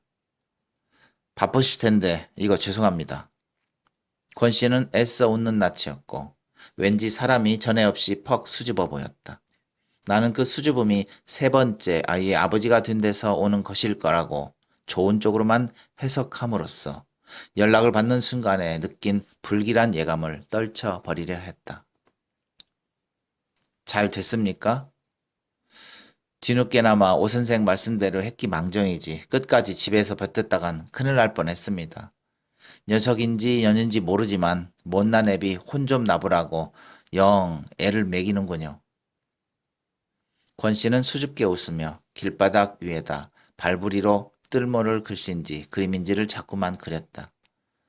먼지가 풀풀 리는 언덕길을 터덜터덜 올라왔을 터인데도 그의 구두는 놀랄 만큼 반짝거렸다. 나를 기다리는 동안 틀림없이 바짓가랑이 뒤쪽에다 양쪽 발을 번갈아가며 문지르고 있었을 것이었다. 10만 원 가까이 빌릴 수 없을까요? 밑도 끝도 없이 그는 이제까지의 수줍음이 싹 가시고 대신 도발적인 감정 같은 걸로 그득 채워진 얼굴을 들어 내 면전에 대고 부르짖었다. 담배 한 대만 꾸자는 식으로 10만 원 소리가 허망이도 나왔다. 내가 잠시 어리둥절해 있는 사이에 그는 매우 사나운 기세로 말을 보태는 것이었다. 수술을 해야 된답니다. 엑스레이도 찍어봤는데 아무 이상이 없답니다. 모든 게 다 정상이래요. 모체 골반도 넉넉하고요. 조기 파스도 아니고 전치 태반도 아니고요. 쌍둥이는 더더욱 아니고요. 이렇게 정상적인데도 24시간이 넘도록 배가 위에 달라붙는 경우는 태아가 돌다가 탯줄에 탯줄을 목에 감았을 때뿐이랍니다. 제기랄, 탯줄을 목에 감았다는군요. 빨리 손을 쓰지 않으면 산모나 태아나 모두 위험하대요. 어색하게 들린 것은 그가 제기랄이라고 씹어뱉는 그 대목뿐이었다. 평상시에 권씨답지 않은 그 말만 빼고는 그럴 수 없이 진지한 얘기였다. 아니다. 그가 처음으로 점잖지 못한 그 말을 사용했기 때문에 내 귀엔 더욱더 진지하게 들렸을지도 모른다. 나는 한동안 망설이지 않을 수 없었다. 그의 진지함 앞에서 그거 참 안 됐군요라든가 그래서 어떡하죠? 하는 상투적인 말로 섣불리 이쪽 감정을 전달하기엔 사실 말이지 10만 원 가까이는 내게 너무나 큰 부담이었다. 집을 살 때 학교에다 진 빚을 아직 절반도 못 가린 처지였다. 정상 분만비 1, 2만 원 정도라면 또 모르지만 단순히 권씨를 도울 작정으로 나로서는 거금에 해당하는 10만 원 가까이를 또 빚진다는 건 무리도 이만저만이 아니었다. 뿐만 아니라 집안에서 경제권을 장악하고 있는 아내의 양해도 없이 멋대로 그런 큰일을 저질러도 괜찮을 만큼 나는 자유롭지 못했다. 빌려만 주신다면 정말 무슨 짓을 해서라도 반드시 갚겠습니다. 반드시 갚는 조건임을 강조하면서 그는 마치 성경책 위에다 오른손을 얹고 말하듯이 엄숙한 표정을 했다. 하마터면 나는 잊을 뻔했다. 그가 적시에 일깨워 주었기 망정이지 안 그랬더라면 빌려주는 어려움에만 골똘한 나머지 빌려줬다 나중에 돌려받는 어려움이 더 클 거라는 사실은 생각도 못할 뻔했다.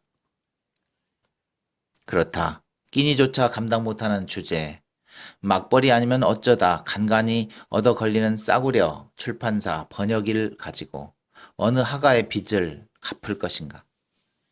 책임이 따르는 동정은 피하는 게 상책이었다. 그리고 기왕 피할 바엔 저쪽에서 감히 두말을 못하도록 야멸차게 굴 필요가 있었다. 병원 이름이 뭐죠? 원산부인과입니다. 지금 내 형편에 현금은 어렵군요. 원장한테 바로 전화 걸어서 내가 보증을 서하고 약속할 테니까 권 선생도 다시 한번 매달려 보세요. 의사도 사람인데 설마 사람을 생으로 죽게야 하겠습니까? 달리 변통할 구멍이 없으시다면 그렇게 해보세요. 내 대답이 지나치게 더디 나올 때 이미 눈치를 챈 모양이었다. 도전적이던 기색이 슬그머니 죽으면서 그의 착하디 착한 눈에 다시 수줍음이 돌아왔다. 그는 고개를 좌우로 흔들어 보였다. 원장이 어리석은 사람이길 바라고 거기에다 희망을 걸기엔 너무 늦었습니다. 그 사람은 나한테서 수술 비용을 받아내기가 수월치 않다는 걸 입원시키는 그 순간에 벌써 알아차렸어요. 얼굴에 흐르는 진땀을 훔치는 대신 그는 오른발을 들어 왼쪽 바지가랑이 뒤에다 2번 문질렀다. 발을 바꾸어 같은 동작을 반복했다. 바쁘실 텐데 실례 많았습니다. 썰면처럼 두툼한 입술이 선잠에서 깬 어린애같이 움찔거리더니 겨우 인사말이 나왔다. 무슨 말이 더 있을 듯 싶었는데 그는 이내 돌아서서 휘적휘적 걷기 시작했다.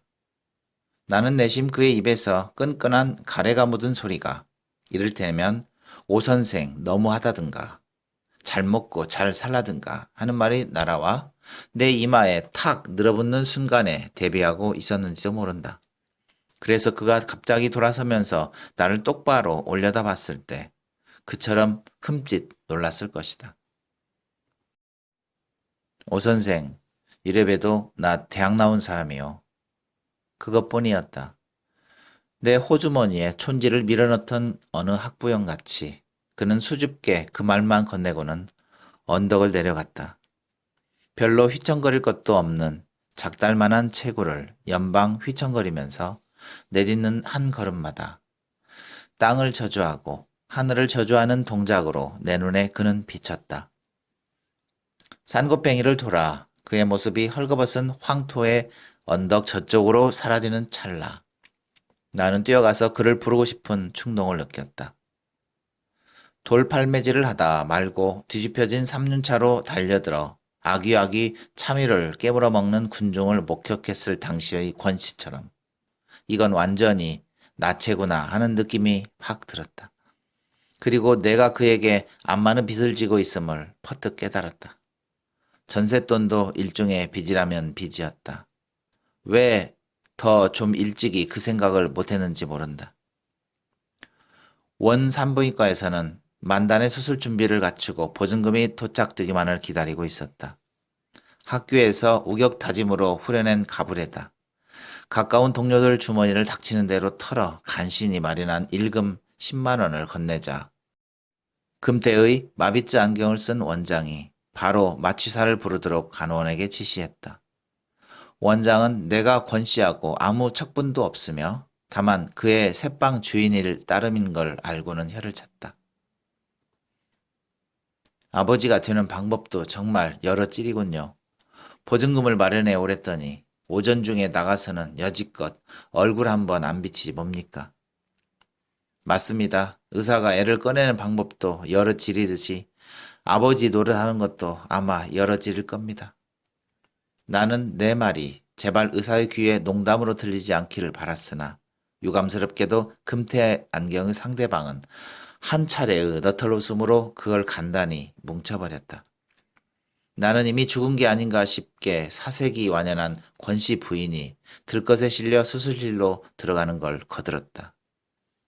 생명을 꺼내고 그 생명을 수용했던 다른 생명까지 암양에서 건지는 요란한 수술치곤 너무도 쉽게 끝났다.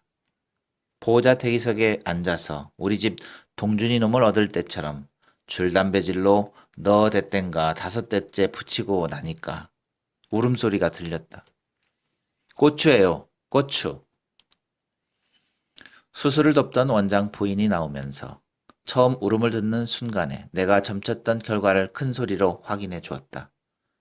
진짜 보호자를 상대하듯이 원장 부인이 내게 축하를 보내왔으므로 나 역시 진짜 보호자 입장에서 수고를 취하지 않을 수 없었다. 잠시 후에 나는 강보에 쌓여 밖으로 나오는 권기용 씨의 차남을 대면할 수 있었다. 제 어미 배를 가르고 나온 놈답지 않게 얼굴이 두툼한 것이 속없이 잘도 생겼다. 제왕절개라는 말이 풍기는 선입감에 딱 어울리게시리 목청이 크고 우렁찼다. 병원 건물을 온통 들었다 넣었는데 억세디억센 놈의 울음소리를 듣는 동안 나는 동준이 놈을 낳던 날의 감격 속으로 고스란히 빠져들어갔다. 우리 집에 강도가 든 것은 공교롭게도 그날 밤이었다.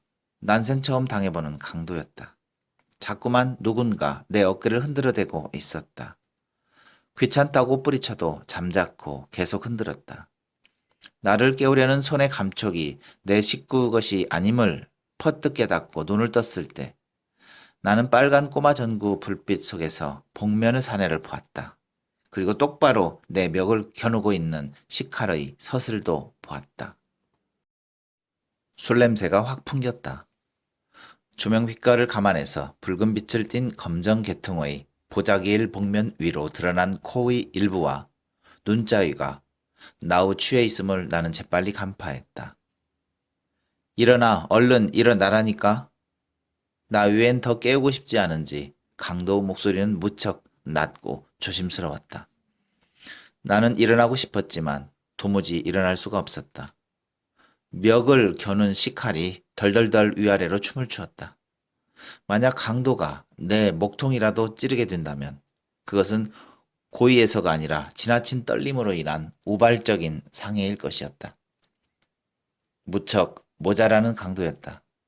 나는 복면 위의 눈을 보는 순간에 상대가 그 방면의 전문가가 못됨을 금방 알아차렸던 것이다.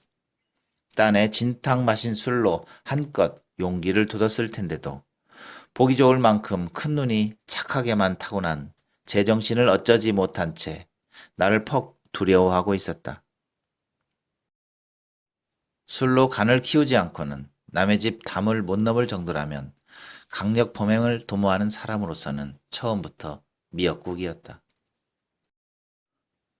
일어날 테니까 칼을 약간만 뒤로 물려주시오. 강도는 내가 시키는 대로 했다. 내놔, 얼른 내려라니까? 내가 다 일어나 앉기를 기다려 강도가 속삭였다. 하라는 대로 하죠. 하지만 당신도 내가 하라는 대로 해야만 일이 수월할 거요. 잔뜩 의심을 품고 쏘아보는 강도를 향해 나는 덧붙여 말했다. 집안에 현금은 변변찮소. 화장대 위에 돼지 저금통하고 장롱 서랍 속에 아마 마누라가 쓰다 남은 돈이 약간 있을 거요. 그 밖에 돈이 될 만한 건 당신이 알아서 챙겨 가시오. 강도가 더욱 의심을 두고 경거히 움직이려 하지 않았으므로 나는 시험삼아 조금 신경질을 부려보았다. 마누라가 깨서 한바탕 소동을 벌려야만 시원하겠소? 난처해지기 전에 나를 믿고 일러주는 대로 하는 게 당신한테 이로울 거요. 한 차례 길게 심호흡을 뽑은 다음 강도는 마침내 결심했다는 듯이 이부자리를 돌아 화장대 쪽으로 향했다. 얌전히 구두까지 벗고 양말 차림으로 들어온 강도 발을 나는 그때 비로소 볼 수 있었다. 내가 그렇게 염려를 했는데도 강도는 와들와들 떨리는 다리를 옮기다가 그만 부주의하게 동준이의 발을 밟은 모양이었다. 동준이가 갑자기 칭얼거리자 그는 질겁을 하고 엎드리더니 녀석의 어깨를 또닥거리는 것이었다. 녀석이 도로 잠들기를 기다려 그는 복면 위로 칙칙하게 땀이 밴 얼굴을 들고 일어나서 내 위치를 힐끗 확인한 다음 본격적인 작업에 들어갔다. 터지려는 웃음을 꾹 참은 채 강도의 애교스런 행각을 시종 주목하고 있던 나는 살그머니 상체를 움직여 동준이를 잠재울 때 이부자리 위에 떨어뜨린 식칼을 집어들었다. 연장을 이렇게 함부로 굴리는 걸 보니 당신 경력이 얼마나 되는지 알만합니다. 내가 내미는 칼을 보고 그는 기절할 만큼 놀랐다. 나는 사람 좋게 웃어 보이면서 칼을 받아 가라는 눈짓을 보냈다. 그는 겁에 질려 잠시 망설이다가 내 재촉을 받고 후다닥 달려들어 칼자루를 낚아채 가지고 다시 내 멱을 겨누었다. 내가 고의로 사람을 찌를 만한 위인이 못 되는 줄 일찍이 간파했기 때문에 나는 칼을 되돌려준 걸 조금도 후회하지 않았다. 아니나 다를까. 그는 식칼을 옆구리 쪽 허리띠에 차더니만 몹시 자존심이 상한 표정이 되었다. 도둑맞을 물건 하나 제대로 없는 주제에 이죽거리긴. 그래서 경험 많은 친구들은 우리 집을 거들떠도 안 보고 그냥 지나치죠. 누군 뭐 들어오고 싶어서 들어왔나? 피치 못할 사정 때문에 어쩔 수 없이. 나는 강도를 안심시켜 편안한 마음으로 돌아가게 만들 절호의 기회라고 판단했다. 그 피치 못할 사정이란 게 대개 그렇습니다. 가령 식구 중에 누군가가 몹시 아프다든가 빚에 몰려서. 그 순간 강도의 눈이 의심의 빛으로 가득 찼다. 분개한 나머지 이가 딱딱 마주칠 정도로 떨면서 그는 대청마루를 향해 나갔다. 내 옆을 지나쳐 갈 때 그의 몸에서는 역겨울 만큼 술 냄새가 확 풍겼다. 그가 허둥지둥 끌어안고 나가는 건 틀림없이 갈기갈기 찢어진 한 줌의 자존심일 것이었다. 애당초 의도했던 바와는 달리 내 방법이 결국 그를 편안케 하긴커녕 외려 더욱더 낭패케 만들었음을 깨닫고 나는 그의 등을 향해 말했다. 어렵다고 꼭 외로우란 법은 없어요. 혹 누가 압니까? 당신도 모르는 사이에 당신을 아끼는 어떤 이웃이 당신의 어려움을 덜어 주었을지. 개수작 마. 그따위 이웃은 없다는 걸 난 똑똑히 봤어. 난 이제 아무도 안 믿어. 그는 현관에 벗어놓은 구두를 신고 있었다. 그 구두를 보기 위해 전등을 켜고 싶은 충동이 불현듯 일었으나 나는 꾹 눌러 참았다. 현관문을 열고 마당으로 내려선 다음 부주의하게도 그는 식칼을 들고 왔던 자기 본분을 망각하고 엉겹결에 문간방으로 들어가려 했다. 그의 실수를 지적하는 일은 훗날을 위해 나로서는 부득이한 조처였다. 대문은 저쪽입니다. 문간방 부엌 안에서 한동안 망연해 있다가 이윽고 그는 대문 쪽을 향해 느릿느릿 걷기 시작했다. 비틀비틀 걷기 시작했다. 대문에 다다르자 그는 상체를 뒤틀어 이쪽을 보았다. 이래봬도 나 대학까지 나온 사람이요. 누가 뭐라고 그랬나? 느닷없이 그는 자기 학력을 밝히더니만 대문을 열고는 보안등 하나 없는 칠흑의 어둠 저편으로 자진해서 삼켜져 버렸다. 나는 대문을 잠그지 않았다. 그냥 지쳐 놓기만 하고 들어오면서 문간방에 들러 권 씨가 아직도 귀가하지 않았음과 캄캄한 방 안에서 애미 없이 오니만이 새우잠을 자고 있음을 아울러 확인하고 나왔다. 아내는 잠옷바람으로 팔짱을 끼고 현관 앞에 서 있었다. 무슨 일이라도 있었나요? 아무것도 아니야. 잃은 물건이 하나도 없다. 돼지 저금통도 화장대 위에 그대로 있다. 아무것도 아닐 수밖에. 다시 잠이 들기 전에 나는 아내에게 수술 보증금을 대납해 준 사실을 비로소 이야기했다.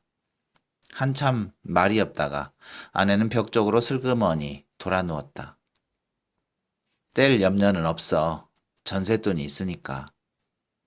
무슨 일이 있었군요? 아내가 다시 이쪽으로 돌아 누웠다. 우리 집에 들어왔던 한 어리숙한 강도에 관해서 나는 끝내 한마디도 내비치지 않았다. 이튿날 아침까지 권 씨는 귀가해 있지 않았다. 출근하는 길에 병원에 들러보았다.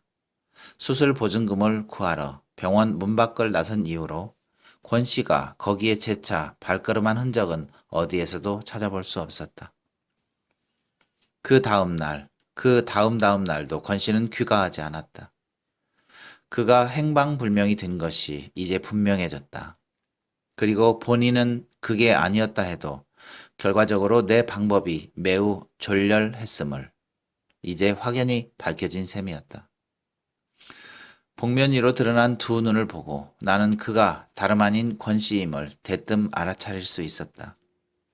밝은 아침에 술이 깬 권 씨가 전처럼 나를 떳떳이 대할 수 있게 하자면 복면의 사내를 끝까지 강도로 대우하는 그 길뿐이라고 판단했었다.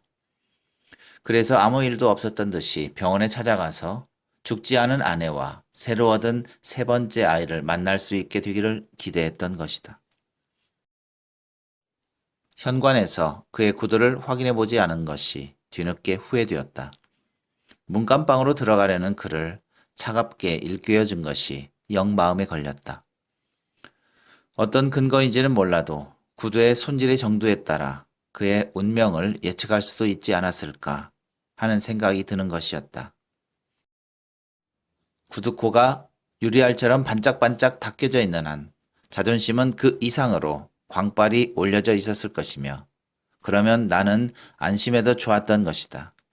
그때 그가 만약 마지막이란 걸 염두에 두고 있었다면 새끼들이 자는 방으로 들어가려는 길을 가로막는 그것이 그에게는 대체 무엇으로 느껴졌을 터인가. 아내가 병원을 다니러 가는 편에 아이들을 죄다 딸려 보낸 다음 나는 문간방을 샅샅이 뒤졌다. 방을 내준 후로 밝은 낮에 내부를 둘러보긴 처음인 셈이었다. 이사 올 때 본 그대로 세간이라곤 깔고 덮는 데 쓰이는 것과 쌀을 익혀서 담는 몇 점 도구들이 전부였다. 별다른 이상은 눈에 띄지 않았다. 구태여 꼭 단서가 될 만한 흔적을 찾자면 그것은 구두일 것이었다. 가장 감나가는 세간의 자격으로 장롱 따위가 자리 잡고 있을 꼭 그런 자리에 9켤레나 되는 구두들이 사회를 받는 병정들 모양으로 가지런히 놓여 있었다. 정갈하게 닦인 것이 6켤레, 그리고 먼지를 덮어쓴 게 3켤레였다. 모두 해서 10켤레 가운데 마음에 드는 7켤레를 골라 한꺼번에 손질을 해서 매일매일 갈아 신을 한 주일의 소용에 당해온 모양이었다. 잘 닦아진 7 중에서 비어있는 하나를 생각하던 중 나는 한 켤레의 그 구두가 그렇게 쉽사리는 돌아오지 않으리라는 걸 알딸딸하게 깨달았다. 권 씨의 행방불명을 알리지 않으면 안 될 때였다. 내 쪽에서 먼저 전화를 걸기는 그것이 처음이자 마지막이었다. 나는 되도록 침착해지려 노력하면서 내게 이웃을 사랑하게 될 거라고 누차 장담한 바 있는 이순경을 전화로 불렀다.